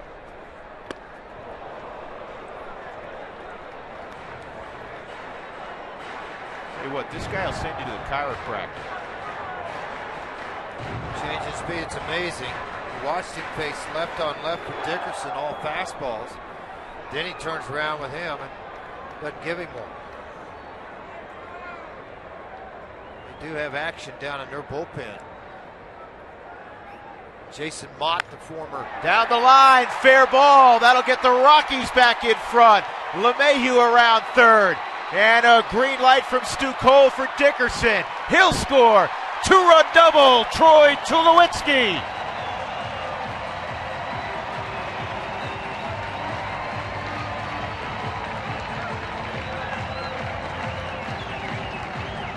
Base hit in his first at-bat. Strikes out his second at-bat. Third at-bat with men on. He makes them pay. 4 RBIs now for Troy Tulowitzki. Cutter that just stayed elevated to an upright hitter, and he shot it right by Mike Alt at third base, down into the corner. Not sure why. Still have to look back at it. Not sure why Caesar was playing so far off the line with a right-handed power hitter up. Tulo fired up. And you're going to put Arenado on to go left on left with Cargo. Be careful what you wish for. They're trying to set up a double play. I get that. Well, they're going off numbers too, based at 1 for 12 against him in his career.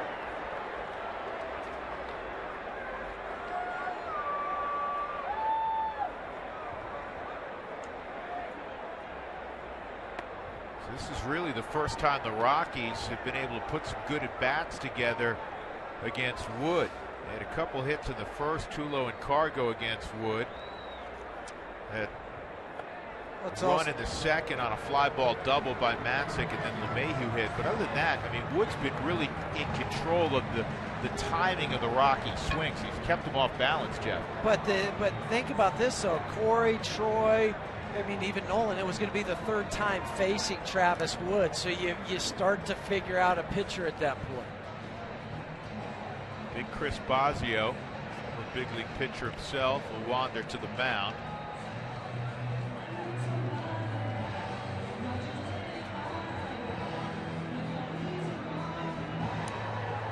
Tulo's double, his 5th of the year. It's doubled 210 in his career.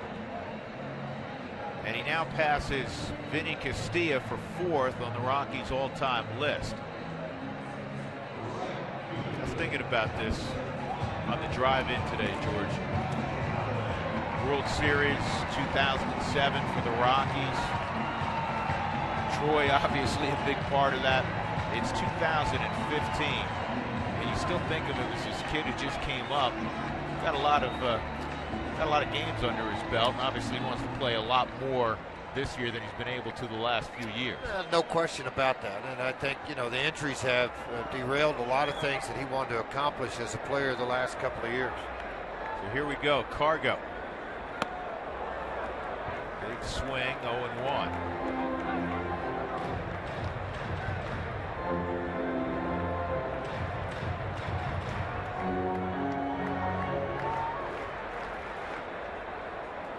Shift is on.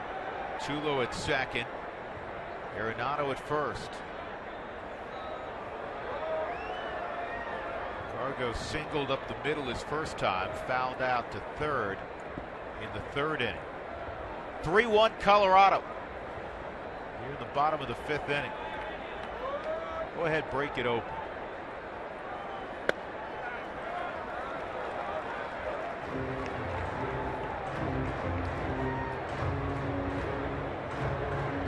Cargo wore out Milwaukee pitching in that opening series and in his career. He's worn out the Cubs in his career.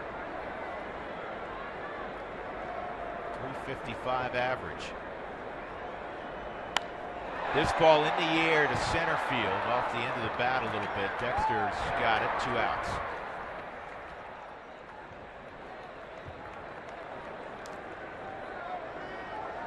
Joe Joe Maddon's going to go to the bullpen and bring in the right-hander, down 3-1. And see if Walt counters, puts Morneau up for Rosario. Well, you know, it makes sense, George, for a couple of reasons. You know, you talk about the left-right deal, but also on the plus side, as you get later in a ball game, and here comes Morneau right now, you're going to put Morneau in for defense. Well, yeah, absolutely you are. And here you are with the lead already into the bottom of the 5th inning, and Morneau will come out and start his preparation. 3-1 Rockies.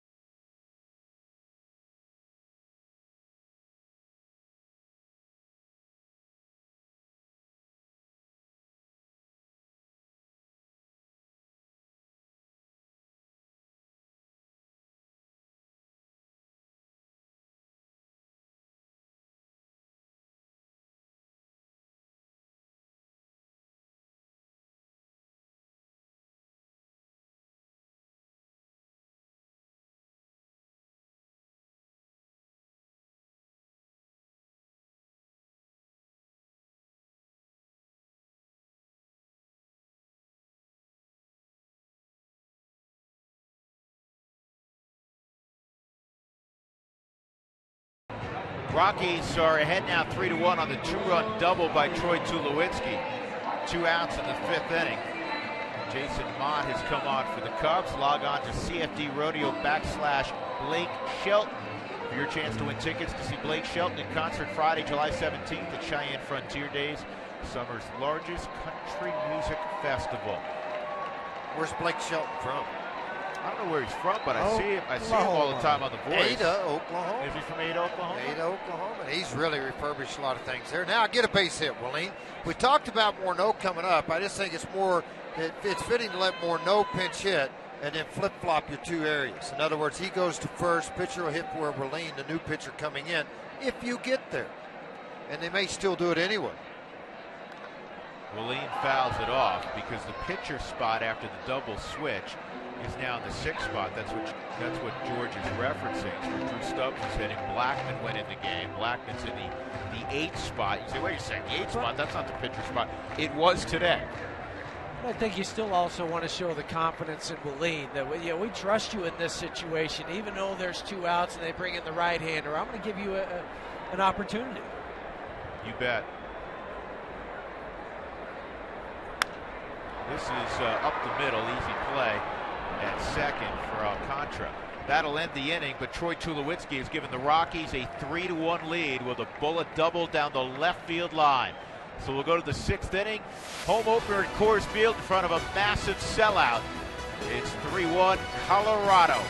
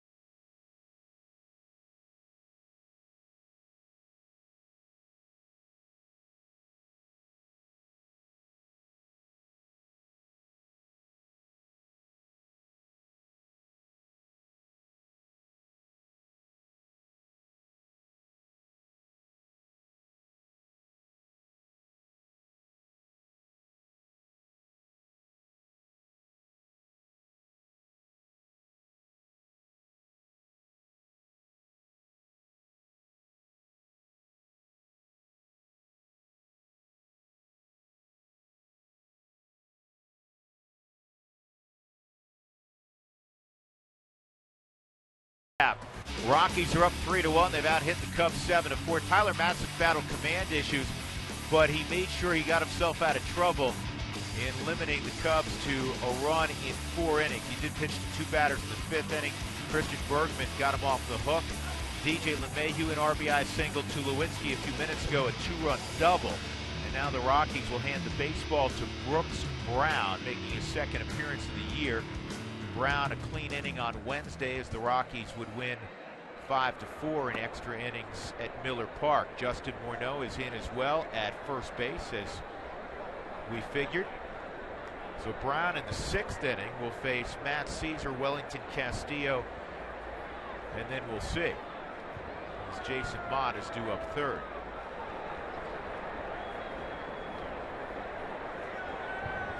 Matt Caesar, a deep fly ball to left, and then a scoring fly ball to left to drive in the only Cubs run. That occurred in the 3rd inning.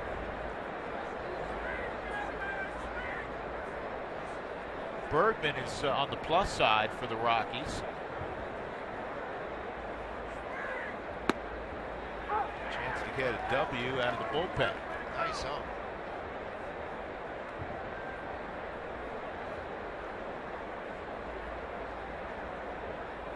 Here's Christian, did a great job. 0-2. Who was it a couple of years ago? Was it Matt Belisle had 11 wins out of the bullpen doing that? It was like the good luck charm. Down 2, run him in there, you score 4, get the win. Yeah, there's a couple guys that come to mind, George, that had great years out of the pen in terms of accumulating victories, double-digit wins. Remember Gabe White had that year? I think he won 11. Yeah. Didn't Marvin Freeman win 11 one year out of the pen? 1-2. Or was Marvin starting? He's kind of going back and forth, wasn't he? Belisle won 10 that 1 year. 1-2. Clouding up a little bit here at Coors Field. 2-2. 61 degrees upon first pitch this afternoon. Supposed to be a great weekend.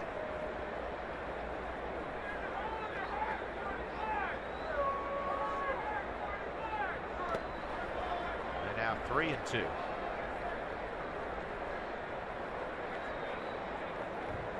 One final in baseball this afternoon. Toronto beat up the Orioles at Camden Yards 12-5. Colin McHugh, the former Rocky, is pitching for Houston against Texas. 3-1 lead right now. He lost him. He was ahead 0-2, and Brooks Brown loses the leadoff man, Matt Caesar. Well, make sure you get out to the park, because the first 10,000 on Sunday are going to get a Justin Morneau bobblehead. Arrive early. Gates open 2 hours prior to the ball game.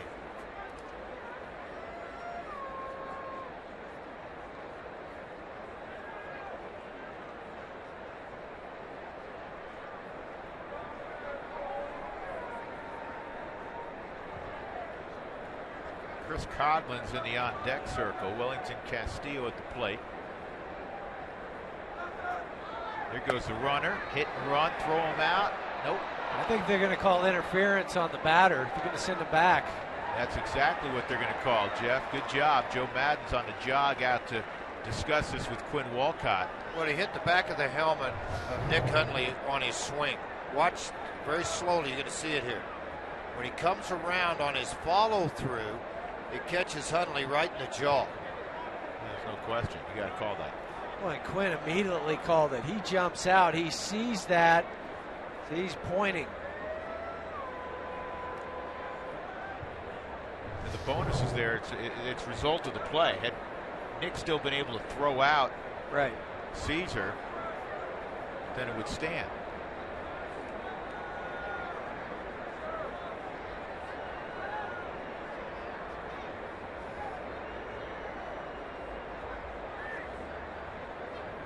Runner going again, and it's fouled off. Without the hockey mask on, I'm not sure Nick Hundley's still in the game, because he had the protection where it comes all the way down the jaw area here. If he doesn't have that, then he probably gets caught with the end of that bat right in the side of the jaw. Advantage a little bit of wearing that hockey style mask as a catcher. Charlie O'Brien, who made it fashionable. See, his son just got traded, George, the other day. Chris? Yeah, how about that? The Dodgers have moved into Tulsa with their AA affiliation. And Charlie called me yesterday afternoon. Swung on and missed. Charlie owns a cattle ranch and a deer farm in Beggs, Oklahoma. It's actually slick. You go look it up. But, yeah, good pitch by Brooks Brown, hard sinker down and in, and Charlie's son was getting dressed, and then the starting lineup was going out for batting practice, called back in again. Charlie's so excited because a very huge family in Tulsa was going to get a good chance to see Chris play for the first time since high school. Now they got to go to Bowie. A little farther. A little farther. Chris Coghlan, the 2009 Rookie of the Year, trying to reestablish himself with the Cubs. He won that Rookie of the Year award with the Marlins. 8 for 18 versus the Rockies in his career. In 2014. 444 average, 353 in his career. A couple of home runs and 4 RBIs. Dealt with a knee issue after trying to give one of those shaving cream pie in the face, hurt his knee, and had to have surgery. Oh, wow. Could be dangerous business. Yes, it can be. Being the star of the game. Runner going again. Hundley's throw. Did he get him? Nope. Even though he didn't get him, just the way Troy received that baseball gave him a chance for it to be that close. It was a short hop, and he waited for the ball to come to him and apply the tag. Didn't go out and really reach for it. See how he just stays there, let it come to him, and then drop it on the runner. Yeah, great look from the Subaru Supermo. And a good call by second base umpire Eric Cooper. Phil Koch, the left-hander up in the Chicago Cubs bullpen.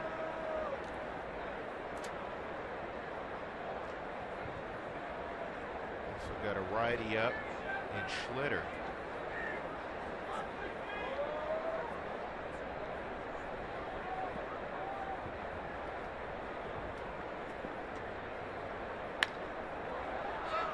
DJ will throw out. Chris Coghlan, 2 gone. Advancing to third is Caesar. Well, he makes that sliding play look amazingly easy. For a guy 6'3", yeah. No panics. Just pop up. Easy flip. Remember Ray Ordonez at shortstop for the Mets used to do that all the time. And as you know, Huey, you were shortstop. It's harder to do that on the left side. Yeah, but Ray was 5'8", 5'9", but he could pick it. Couldn't hit much, but boy, could he pick it. Arizmendi Alcantara with 2 outs. Good job by Nick Hundley. 3-1 Rockies. Top of inning number 6.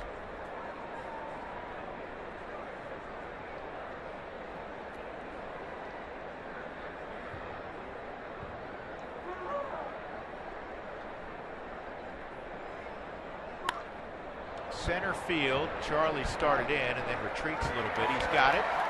And a good inning for Brooks Brown after walking the leadoff man. Middle of inning number 6. Rockies leading 3-1 in the home opener.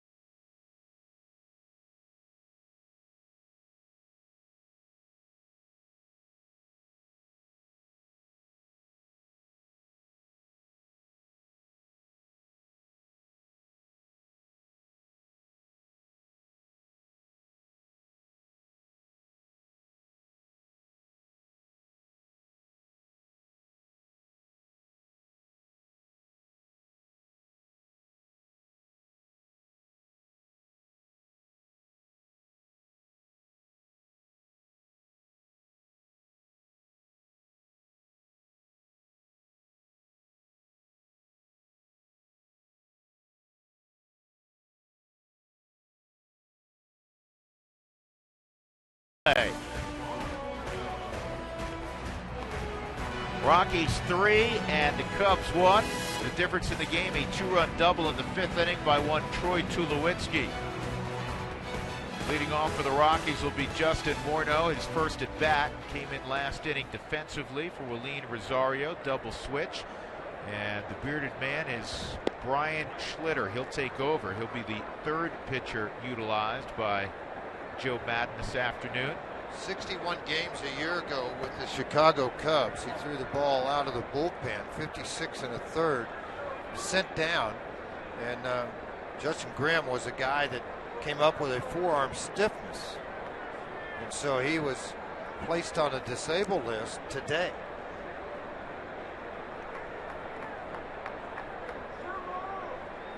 So Morneau, Hundley, Blackman. They had Phil Koch warming up. I think if they score the run there, he probably faces Morneau. Being the only left-hander in the bullpen, they're going to pick their spots of where they use him.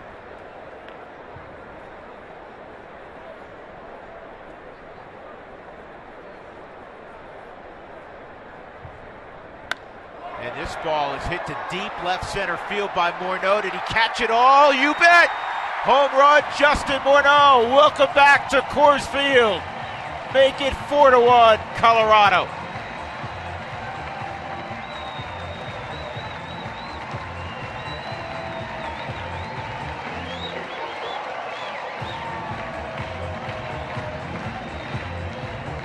Career hit number 1,500 to boot. Get that baseball. Pretty good way to cap off your 1,500 hit. Fastball away and up and allowed to get that full extension by Morneau with the back leg drive into left field.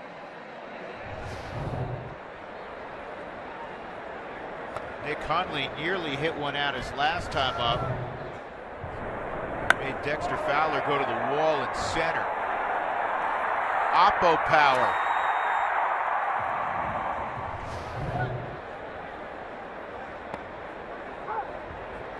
#607th player with 1,500 hits in the history of baseball. Pretty select group, and over 19,000 have suited up to play baseball. A little over 18,000, Doug says. Hit the eject button in Wellington's glove. Hate when that happens. Yeah, not good.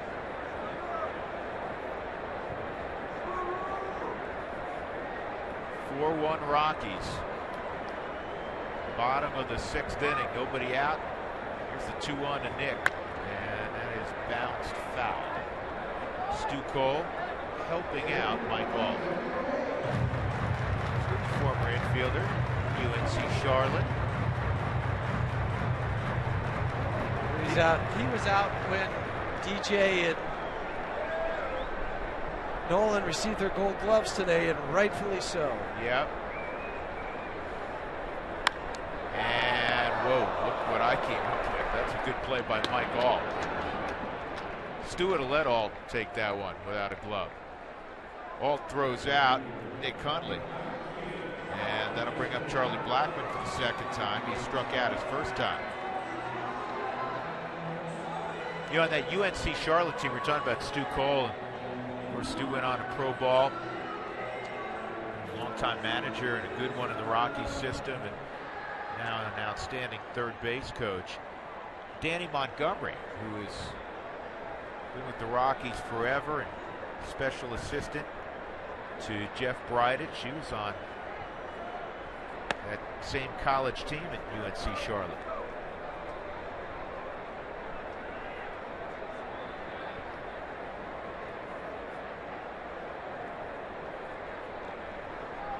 It's the first home run the Cubs had allowed this year. There'll be a few more. Only because of Wrigley Field heats up, the wind blows out, short ballpark everywhere.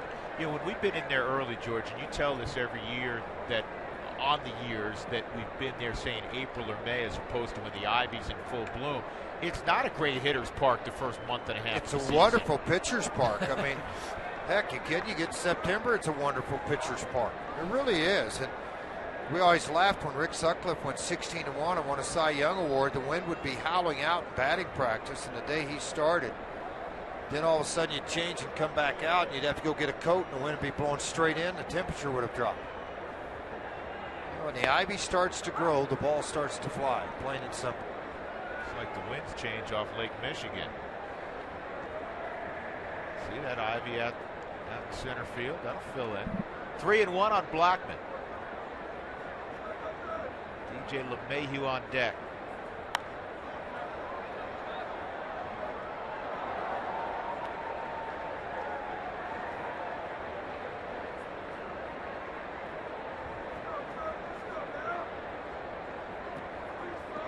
Be interesting how this club plays. They have a lot of valued prospects, but the Cubs make a move and it's like international news. That's ball 4.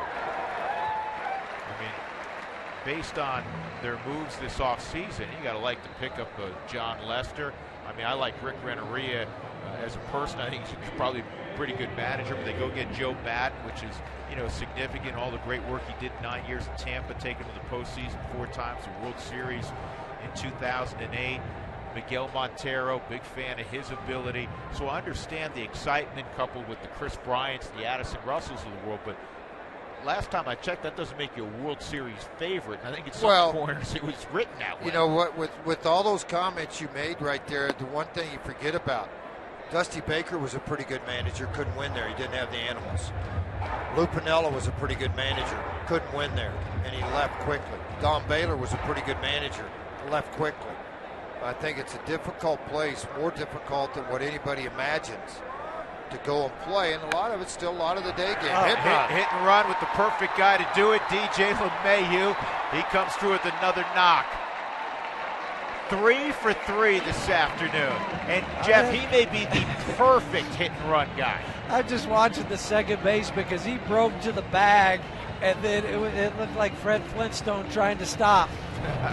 Those feet are just going out from underneath him.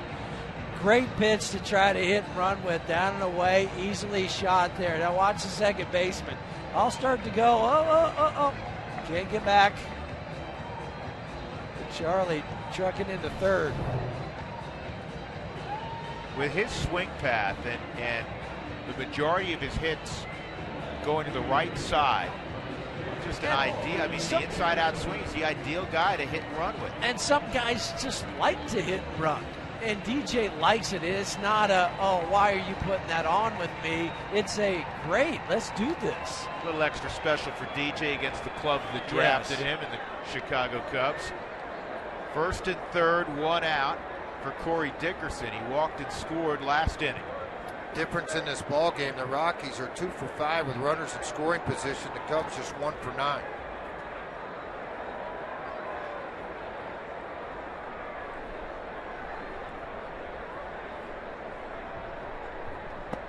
Dickerson takes ball 1. There's one other note on DJ a year ago against his former club, the Cubs. He was just 2 for 28. You remember, they traded him because they thought they had Darwin Barney, and he was going to be the guy. Not that he didn't play okay for him, but he's no longer with them.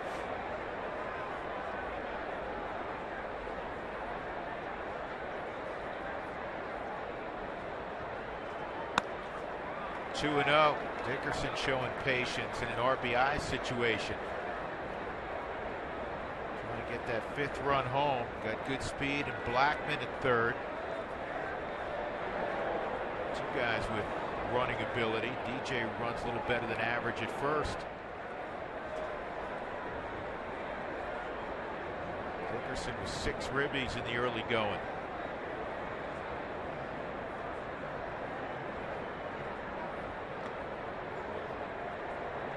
You pointed this out the other day, Jeff. With the elimination a year ago, the 1st and 3rd move, it makes it so much easier on the trail runner in these situations. Yeah, your confidence. You get your normal lead. You can key on the things that you need to, whether it's the back heel, which I like to look at. Some guys will look at the front heel, but when one of those goes, you don't have to worry about him and what he's doing.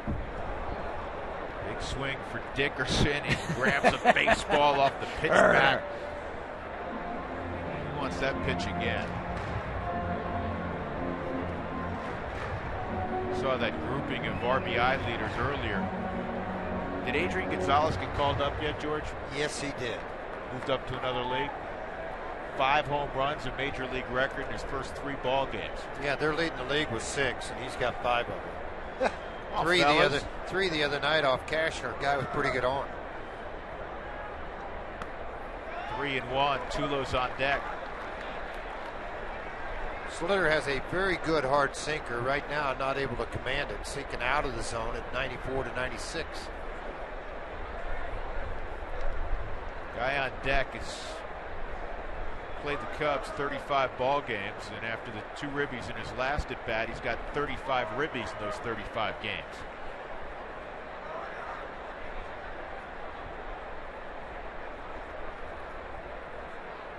Three and one.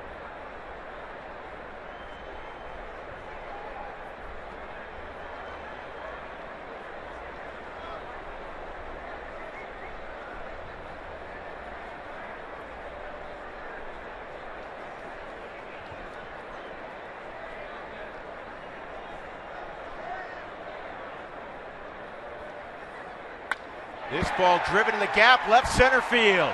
Dex cuts it off. 1 run is scored. And Dickerson into second with a double. LeMahieu stops it. Oh, he's out. Slid past the bag.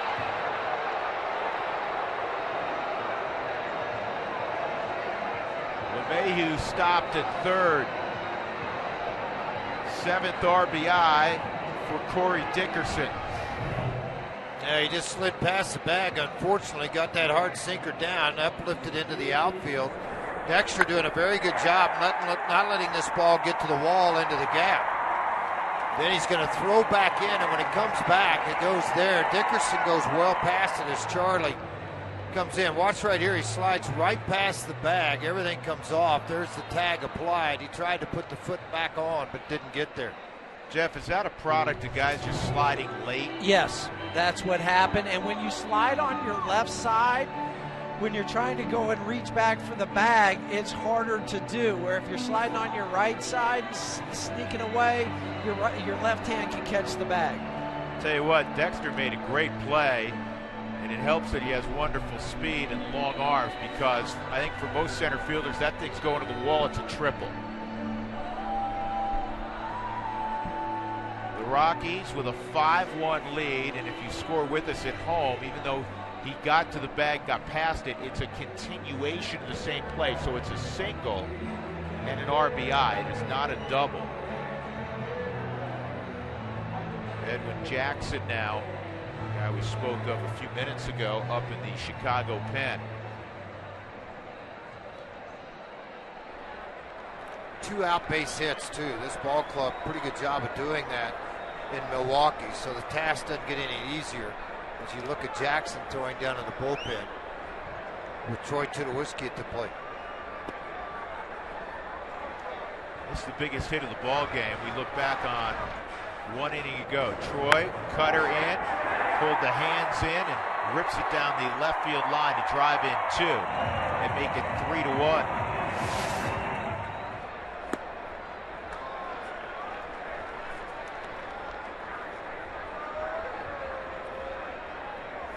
2 for 3 this afternoon for Tulowitzki. Ryan Schlitter with 2 outs.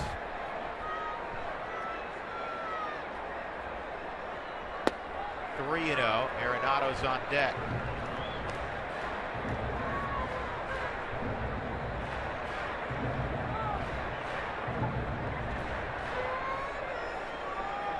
He's got Bronson Arroyo's hair and Blackman's beard.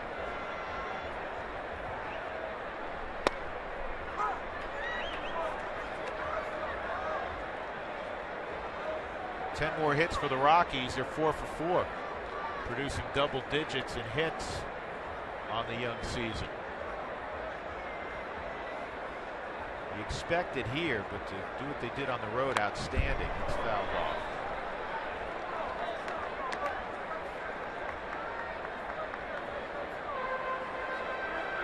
Tulo typically gets off to great starts.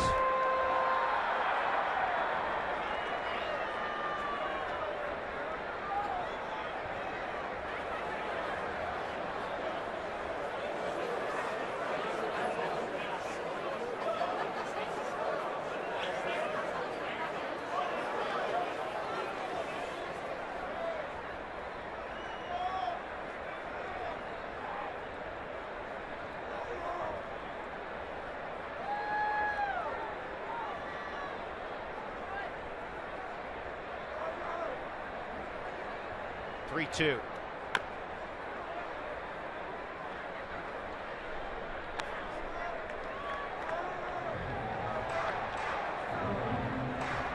Rockies have gone 17-6 against the Cubs at Coors Field their last 23 matchups, though the Cubs did win 2 of 3 their lone series in Denver a year ago.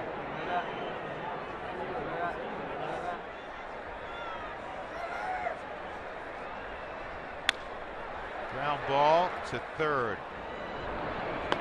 That'll end the inning. The Rockies get a couple more runs.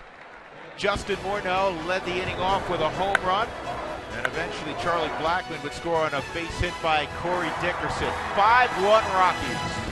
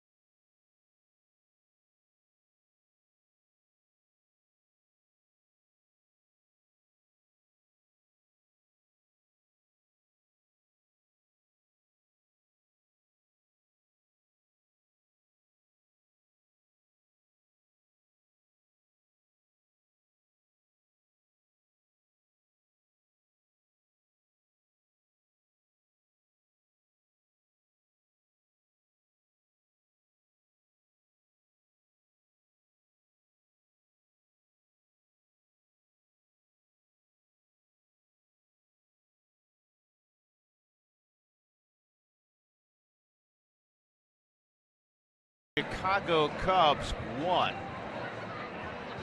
The former New York Yankee farmhand, John Elway, on hand today. And John tweeting out to the Rockies, the former baseball player in me always looks forward to opening day. Good luck this year to the Rockies. Obviously a great football player, but folks, for those of you who don't know, he was a pretty good baseball player. I mean, he made the right choice, obviously, but pretty good player. As gifted an athlete as he was, there any doubt that if that was his chosen profession, he would have gotten to the big leagues? You know what? Those sliders get a little tighter, harder when you get farther along in the game. So you don't know. I'd have bet on him, though. Yeah. I know what you're saying. Dexter's going to lead things off. The Rockies will employ a shift on Fowler.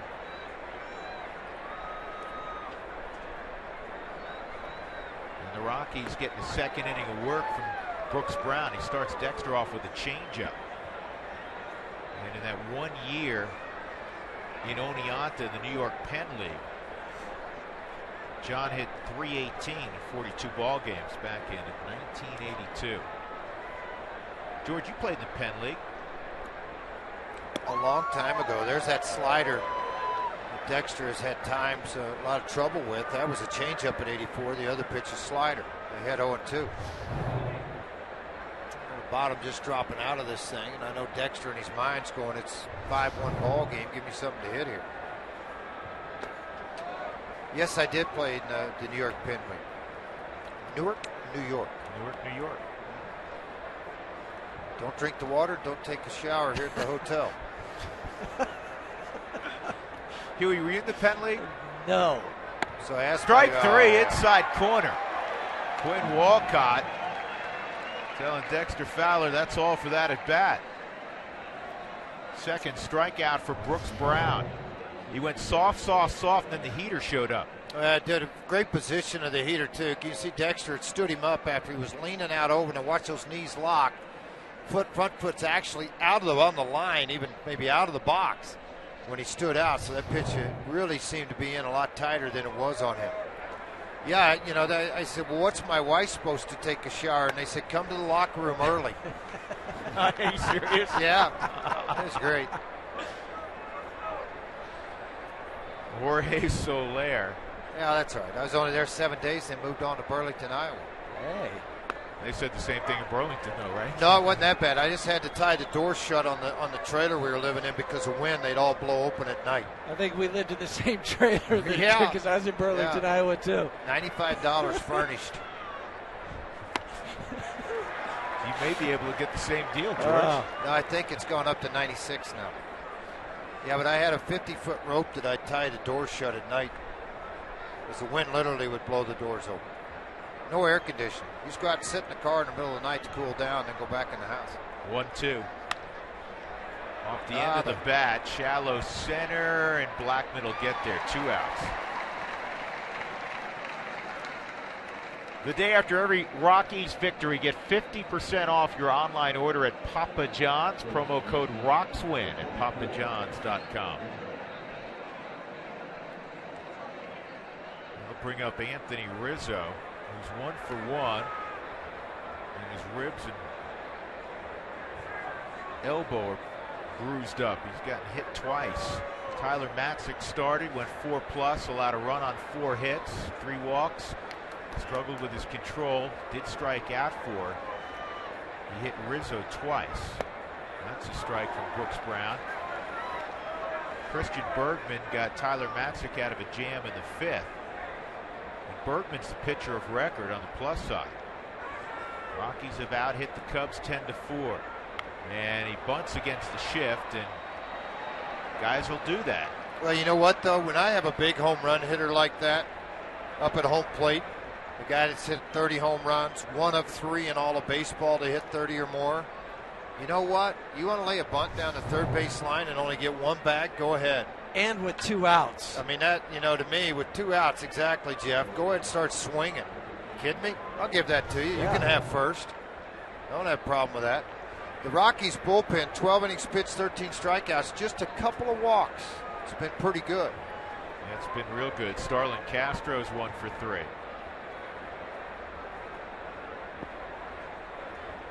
Very good start for that pen. Rafael Betancourt playing catch in the Rockies bullpen. Charlie has to back up all of a sudden, and he makes the catch. So a good inning, good 2 innings for Brooks Brown. To be accurate, the Rockies lead 5-1, middle of 7 at Coors Field. And to honor America, we stick around for God Bless America. Enjoy the rendition, everybody.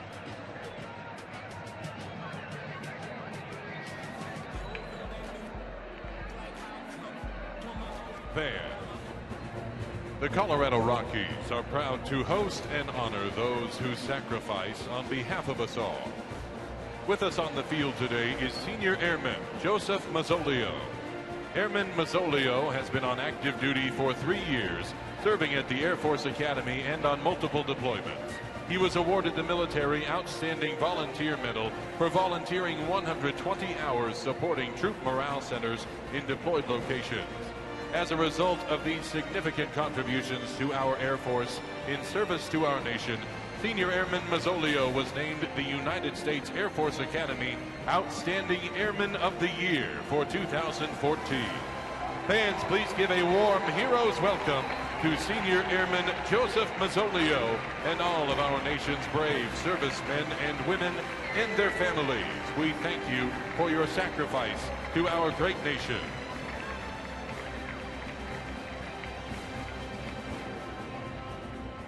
Fans, please rise as we honor our great country with the performance of God Bless America. Performing God Bless America today, representing the United States Air Force Academy Band, is Senior Airman Adrian Holton. Please welcome Senior Airman Holton and join him by singing along to God Bless America.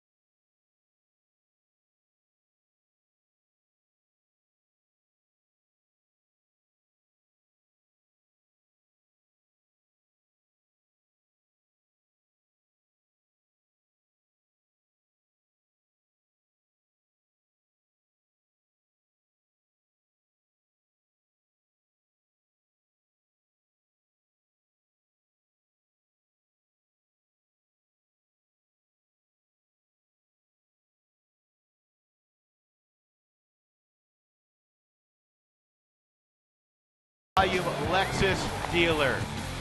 Always great to stand on that first base line and be introduced, and the balloons being launched, and then the Rockies launched a rally in the fifth. Two-run double from Troy Tulowitzki broke up a 1-1 ball game. Then in the sixth inning, the Rockies played pepper with the stands. Justin Morneau with a home run, his first of the year, also career hit number 1,500. The Rockies would tack on one more on an RBI single from Corey Dickerson. Nolan Arenado, Carlos Gonzalez, and then a pinch hitter most likely against Edwin Jackson, fourth pitcher of the ball game for the Chicago Cubs.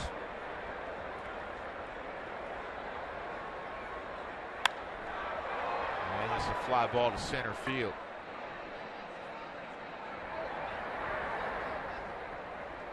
Well, Edwin Jackson always has been a starter pretty much his entire career. And last year, no different, but a very high earned run average. He's pitched 200 innings before. He's been a workhorse. It's just things haven't gone his way. 18 home runs given up, 140 and 2/3 innings.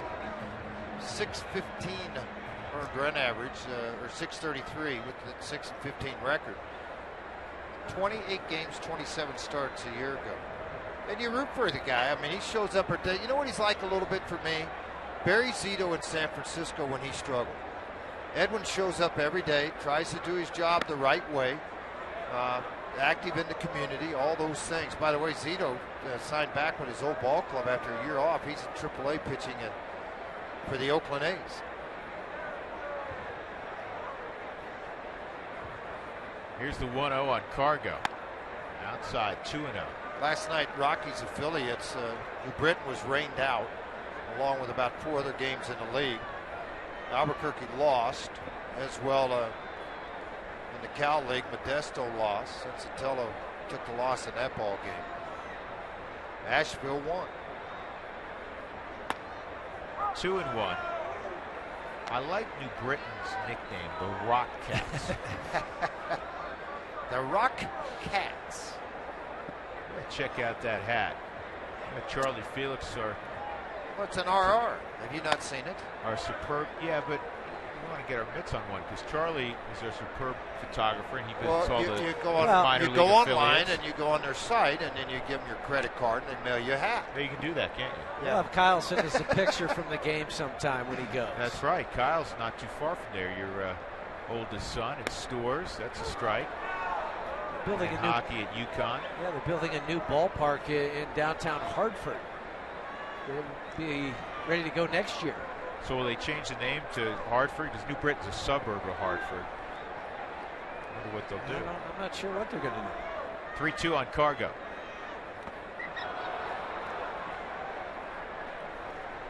Two outs, and Daniel Descalso will be the pinch hitter. Who Wants Tacos fans, follow @RootSports_RM on Twitter to receive alerts for the Rockies taco special when the Rockies score 7 or more runs. Daniel got a couple of ABs in Milwaukee. Dougie just called up the Rock Cats hat. Man, that is sweet. Told you it was.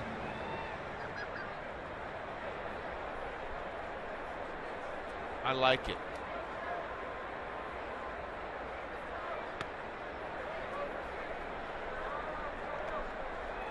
It'll be Rafael Betancourt next inning.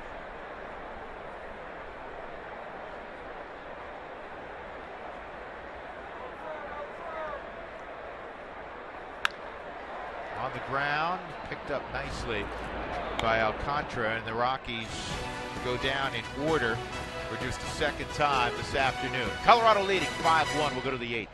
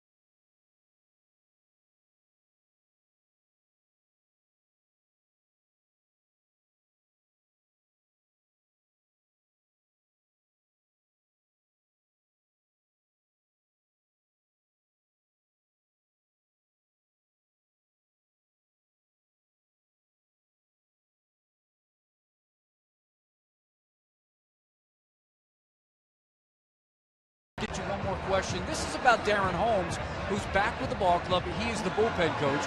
Darren Holmes was an original Rocky, and to answer the question, I did talk to him in Milwaukee because he was part of the expansion draft. He was on the Brewers back in '92. That November, the Rockies selected him with the 5th pick. Darren Holmes, the original 40 in 1993, played here from 93 to 97. He bounced around, ended up with the Braves, but he told me, you know what? I'm a Rocky in my heart. It's great to be back with Walt Weiss, who he played with here from 93 to 97. So Darren Holmes, happy to be part of the Rockies family once again, guys. Yeah, and he is in lockstep with Steve Foster. They're getting rave reviews from the pitching staff so far through the first couple of months, spring training, and now the opening days of this season. Rafael Betancourt, the 39-year-old, made an appearance in Milwaukee. It's a 1-2-3 inning for Betancourt. He struck out 2 in his return from Tommy John surgery in late 2013. Mike Alt steps up first. Alt's 1 for 3. Rockies up 5-1. They've out-hit the Cubs 10-5. In the first pitch, poured over the inside corner for a strike.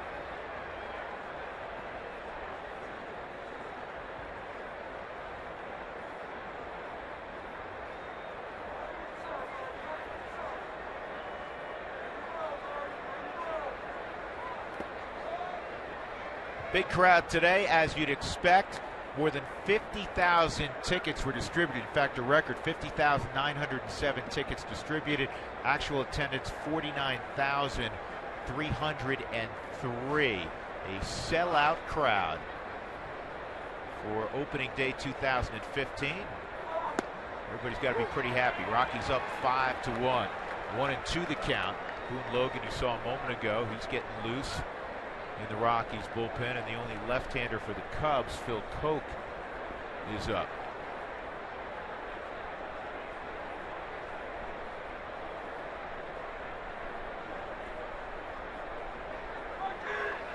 Swung on and missed. Betancourt throws it by Mike Alt. Well, the first fireworks show's coming up soon. Friday, May 22nd. Tickets going quickly, so get yours today at any Rockies ticket outlet, including Rockies.com.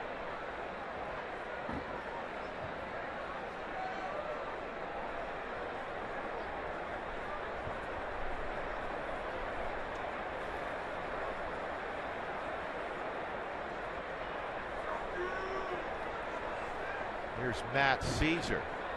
Drove in the only run for the Cubs, a sac fly in the 3rd.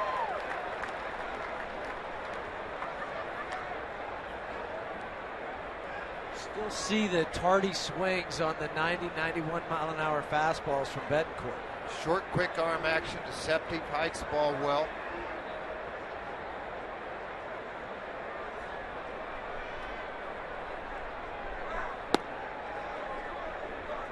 Plus, he doesn't miss in the middle of the plate very often.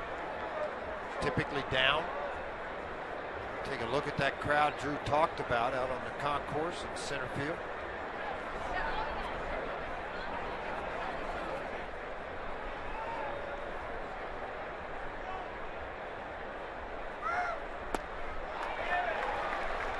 One and two.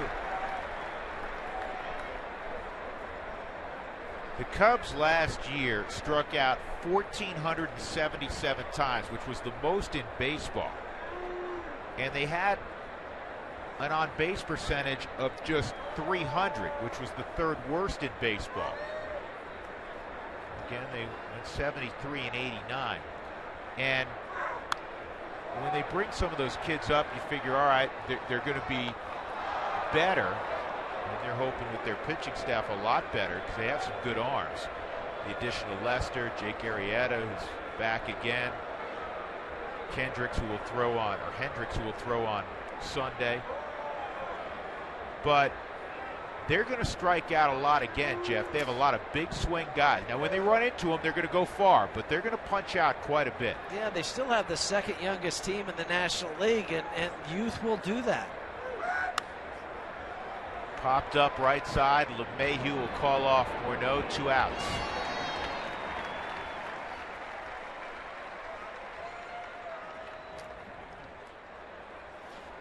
I don't care how many hitting coaches you go through. You don't coach a strikeout. That's what these guys do.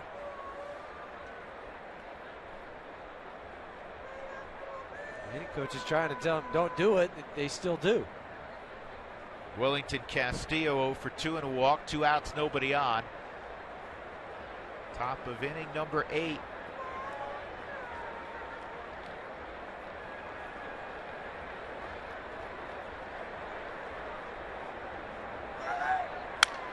And a roller to short. Rafael Betancourt like he never left.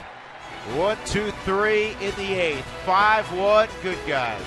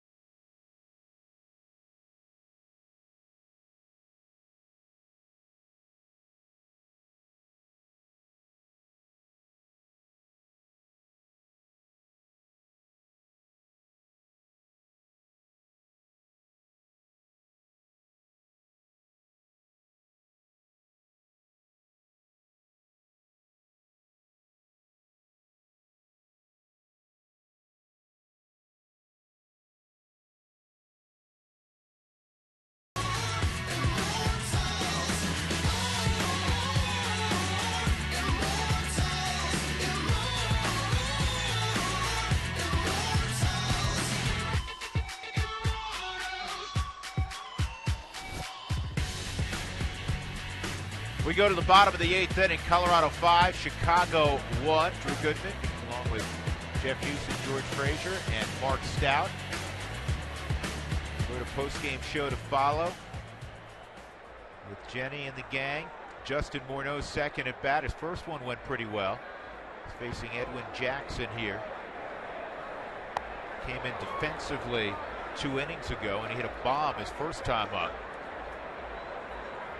1500th hit, first home run of the year. 7 for 18 against Jackson with a home run. A little history there between Morneau and Edwin Jackson. Some awards given out before the ball game. The 2 Gold Gloves to Nolan Arenado, his second. The first to DJ LeMahieu, and a Silver Slugger Award to last year's batting champion, Justin Morneau.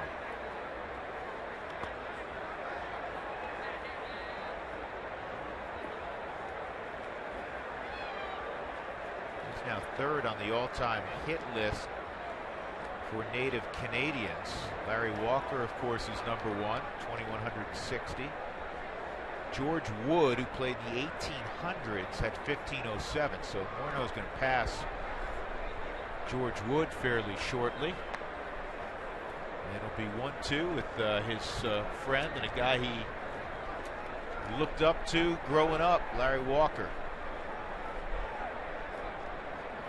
Maybe looking in this afternoon down in West Palm Beach. This ball's hooked toward the hole. Alcantara gets over. 1 out.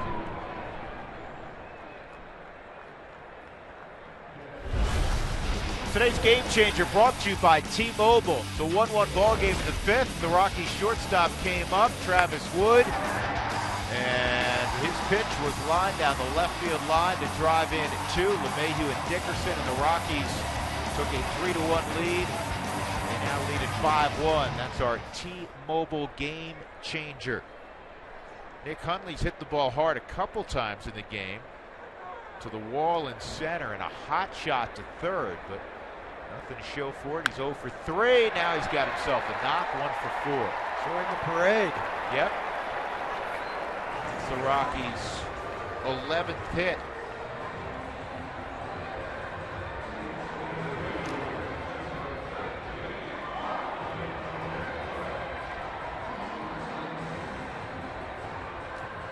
Charlie Blackmon coming up. Charlie walked and struck out. He's got a couple at bats. Welcome to the 200 win club, Mark Burley from Major League Baseball. Burley earlier went 6 innings and beat the Orioles 12-5. 200 wins for Mark Burley. Do that in about an hour and 10 minutes. Well, I was going to say, he always, maybe not because of the score. He always pitches like he's got dinner reservations. Among active win leaders, Tim Hudson pitched well the other day for the Giants. CC, Bartolo Colon, who's like 70, and then A.J. Burnett. Keep bringing that up. He's only 40. He's older than that, isn't he? Oh, he's 40. He won opening day for the Mets.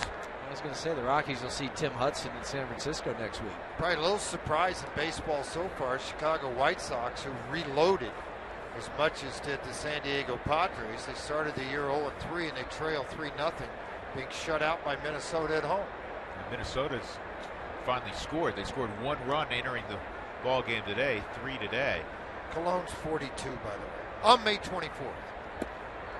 He's second, I believe, the second oldest to the Rockies with Troy Hawkins. Game went 2:45 today, which is a quick game, Huey, considering there were 17 runs. Yeah, they didn't need to worry about pace of play with Mark Burley.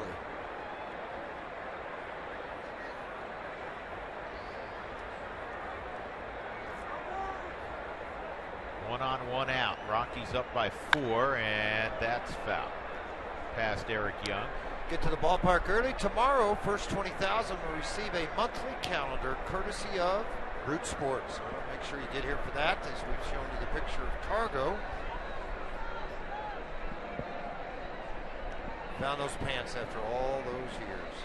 Cargo either looks like a little leaguer or remember the Chicago White Sox when Bill Veeck made them all wear shorts.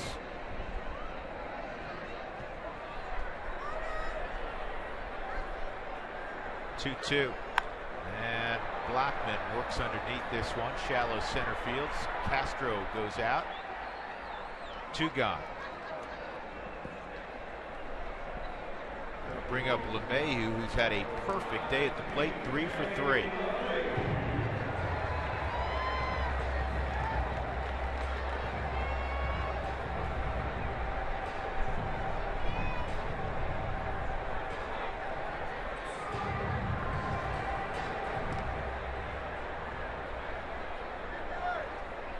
Happenings around baseball. So 5 teams entered play today unbeaten. The Rockies, obviously one of those teams. 5 teams entered play today without a victory.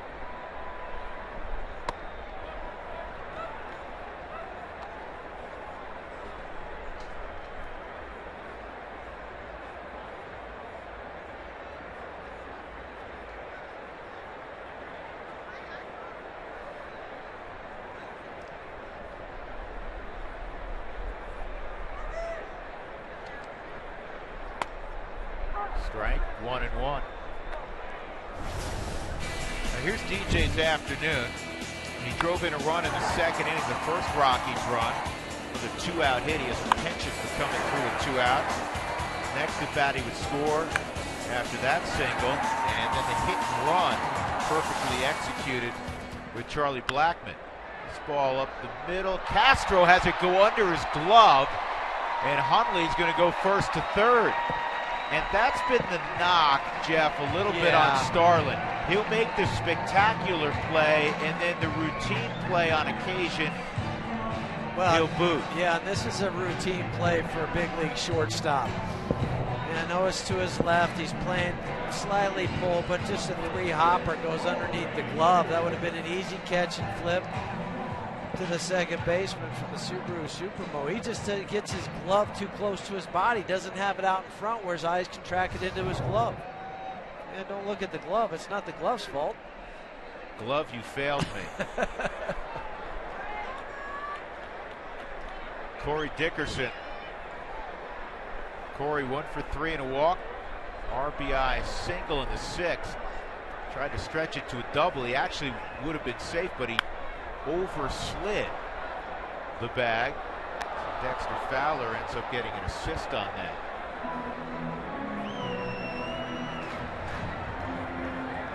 Other unbeatens entering play today, the Tigers, the Royals in the American League, surprising Atlanta, Cincinnati unbeaten. Yeah, how about Atlanta dumps everybody out? Jason Greeley's got 2 saves. They've thrown a couple of shutouts at Miami.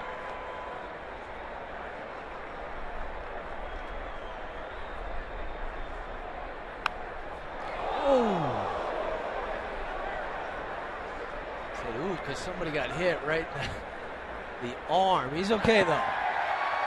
He's got really big arms. There's a guy in the red vest. Yeah, you know, earlier he caught another foul ball and stood up in the air and had it up and was jumping up and down. That one caught him. 2 strikes on Corey Dickerson, who hit .312 last year. 478 plate appearances. He needed 24 more to qualify. Dougie did a little math. He said, you know, if you gave him the 24 and just gave it to him so he can't give any hits, he still would have hit 296, which would have been 9th in the National League. That's how good a year he had. Not allowed to do that, though. He can't just give the guy. We do really kind of do whatever we want, to be honest with you. You can't. Doug tell me you can now. Doug, you can. Well, Doug, you just can't give guys things. But if they're close enough, they will do that. So why didn't they do it? Well, because that's not 20-something's not close up. But if it's 5, 7, 8, they'll do that. I think you all are pulling Drew and I's leg. No. Just don't give guys at bats. Plate appearances. Okay, Yeah. plate appearances. So they qualify. Where'd y'all hear that story? Is this something Doug read as he was checking out at the grocery store? It wasn't in the Inquirer.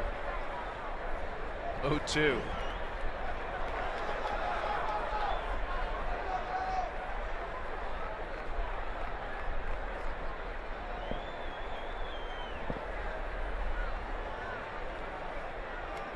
Looks like Boone Logan is going to handle the 9th inning.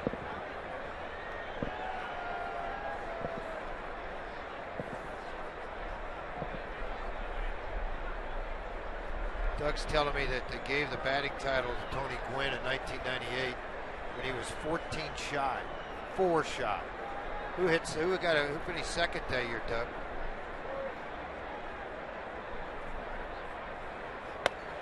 Two and 2.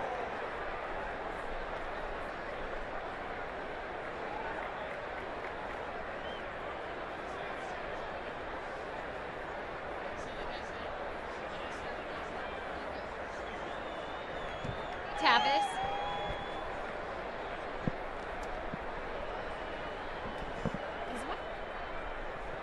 Tavis, Jenny wants you. Yeah, hey Tavis, Jenny wants to talk to you. I don't know if you heard her. 3 and 2. Go ahead, Jenny, whenever you're ready.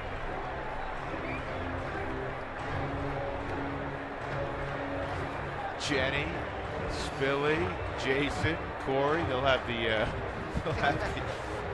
there you are. Go ahead, Jenny. What did you want? Tavis. Television. We're When good. you I have got Tavis. Yeah. microphones Yeah, typically we're means good. that people can hear you. Hey, thanks, George. Just letting you know. Thanks. I'll remember that. I learned the hard way. Hey, you know the guys can get extra plate appearances for free at the end of the season if Yeah, they're for close free. to You the know, batting yeah. title? Spilly. Hey, Hey, Spilly, my question is, my whole question with that, swing and a miss here, but I got a question you can answer in the post game. So if you're hitting like 300 and you go and you need 4 more or whatever to take, can you take 4 away so you can stay at 300? Probably versus not. going to 299? I'll answer for Spilly. Probably Come on. not. Can't go both ways. Spilly, you look like Ferris Bueller with the glasses on.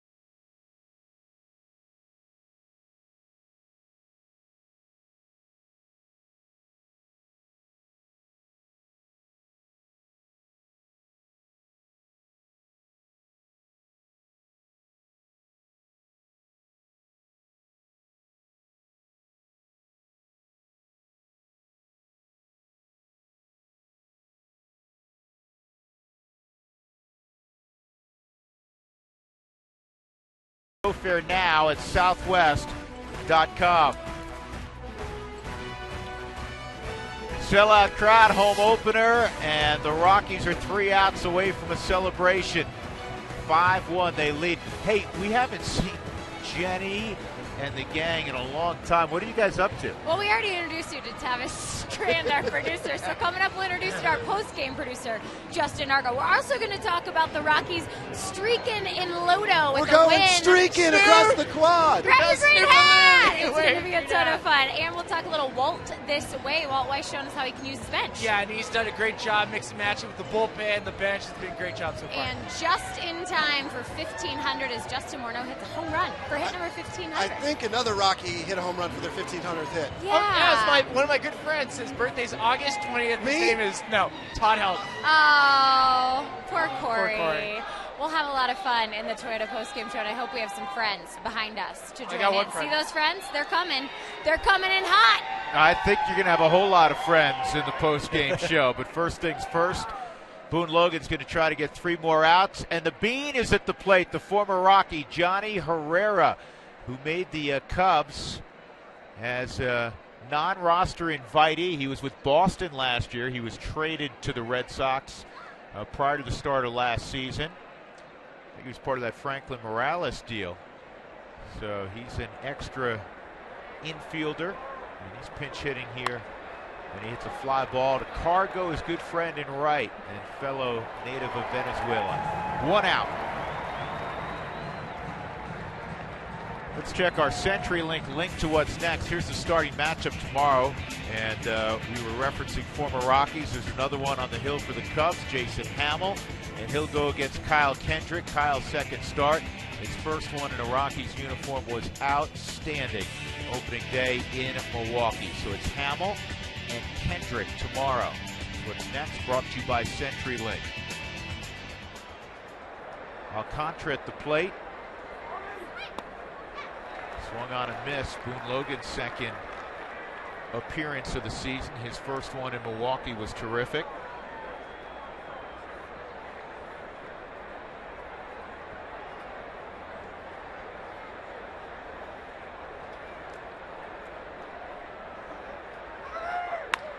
To short, Tulo's there. 2 outs. Jason Hamill was with the Cubs last year, and then he was traded to Oakland, and the Cubs re-signed him in the offseason.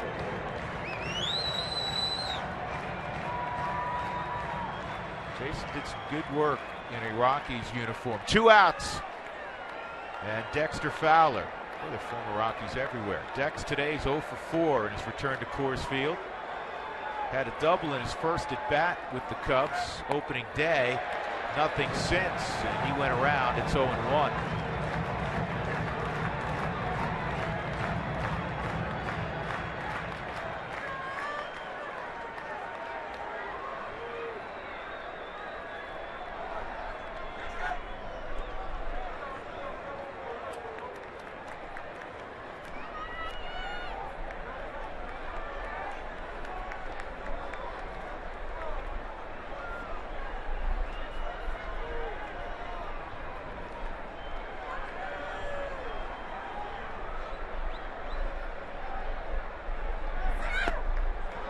talk a lot about this hitting that the Rockies have going their way. 11 hits, 5 runs. That's been great, but the bullpen picked up pretty well today.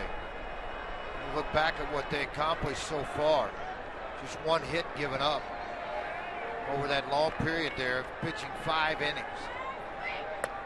It's not just the hitting, it's a complete type team effort when you have that. Work for Walt Weiss. And a real bonus, George, to get, first of all, the work Bergman did to get out of that jam when the game, the game's anybody's game at that point. And then the work Brooks Brown did, 2 innings of work. 2 innings of work picks you up for that, and then, hand it off to Betancourt. On the ground, Tulo. Got to get rid of it in a hurry. He does. Rockies win their home opener. 5-1 the final. And for just the second time in franchise history, they are 4-0 to begin a season. The only other time, year 3, 1995, the first year of Coors Field. That season ended with the Rockies going to the postseason. All's well at 20th and Blake. Bergman gets the win. The loss to Travis Wood. Justin Morneau, who came in defensively with a home run. And our Jimmy John's delivery of the game features the Rockies' first baseman going deep for hit number 1,500 in his career and his first home run of the season. Outstanding bullpen work this afternoon for the Rockies. They win the home opener 5-1 over the Chicago Cubs. All kinds of things to talk about in the Toyota postgame show. Let's get you to center field right now, and Jenny Cavnar. Jenny? Thanks a bunch, Drew. Looking forward to the Toyota postgame show. Plenty of fans sticking around to celebrate the win. And I got to ask our mathematician, 4-0 now. What does that mean the Rockies are going to be? 162-0. See you on the Toyota postgame show.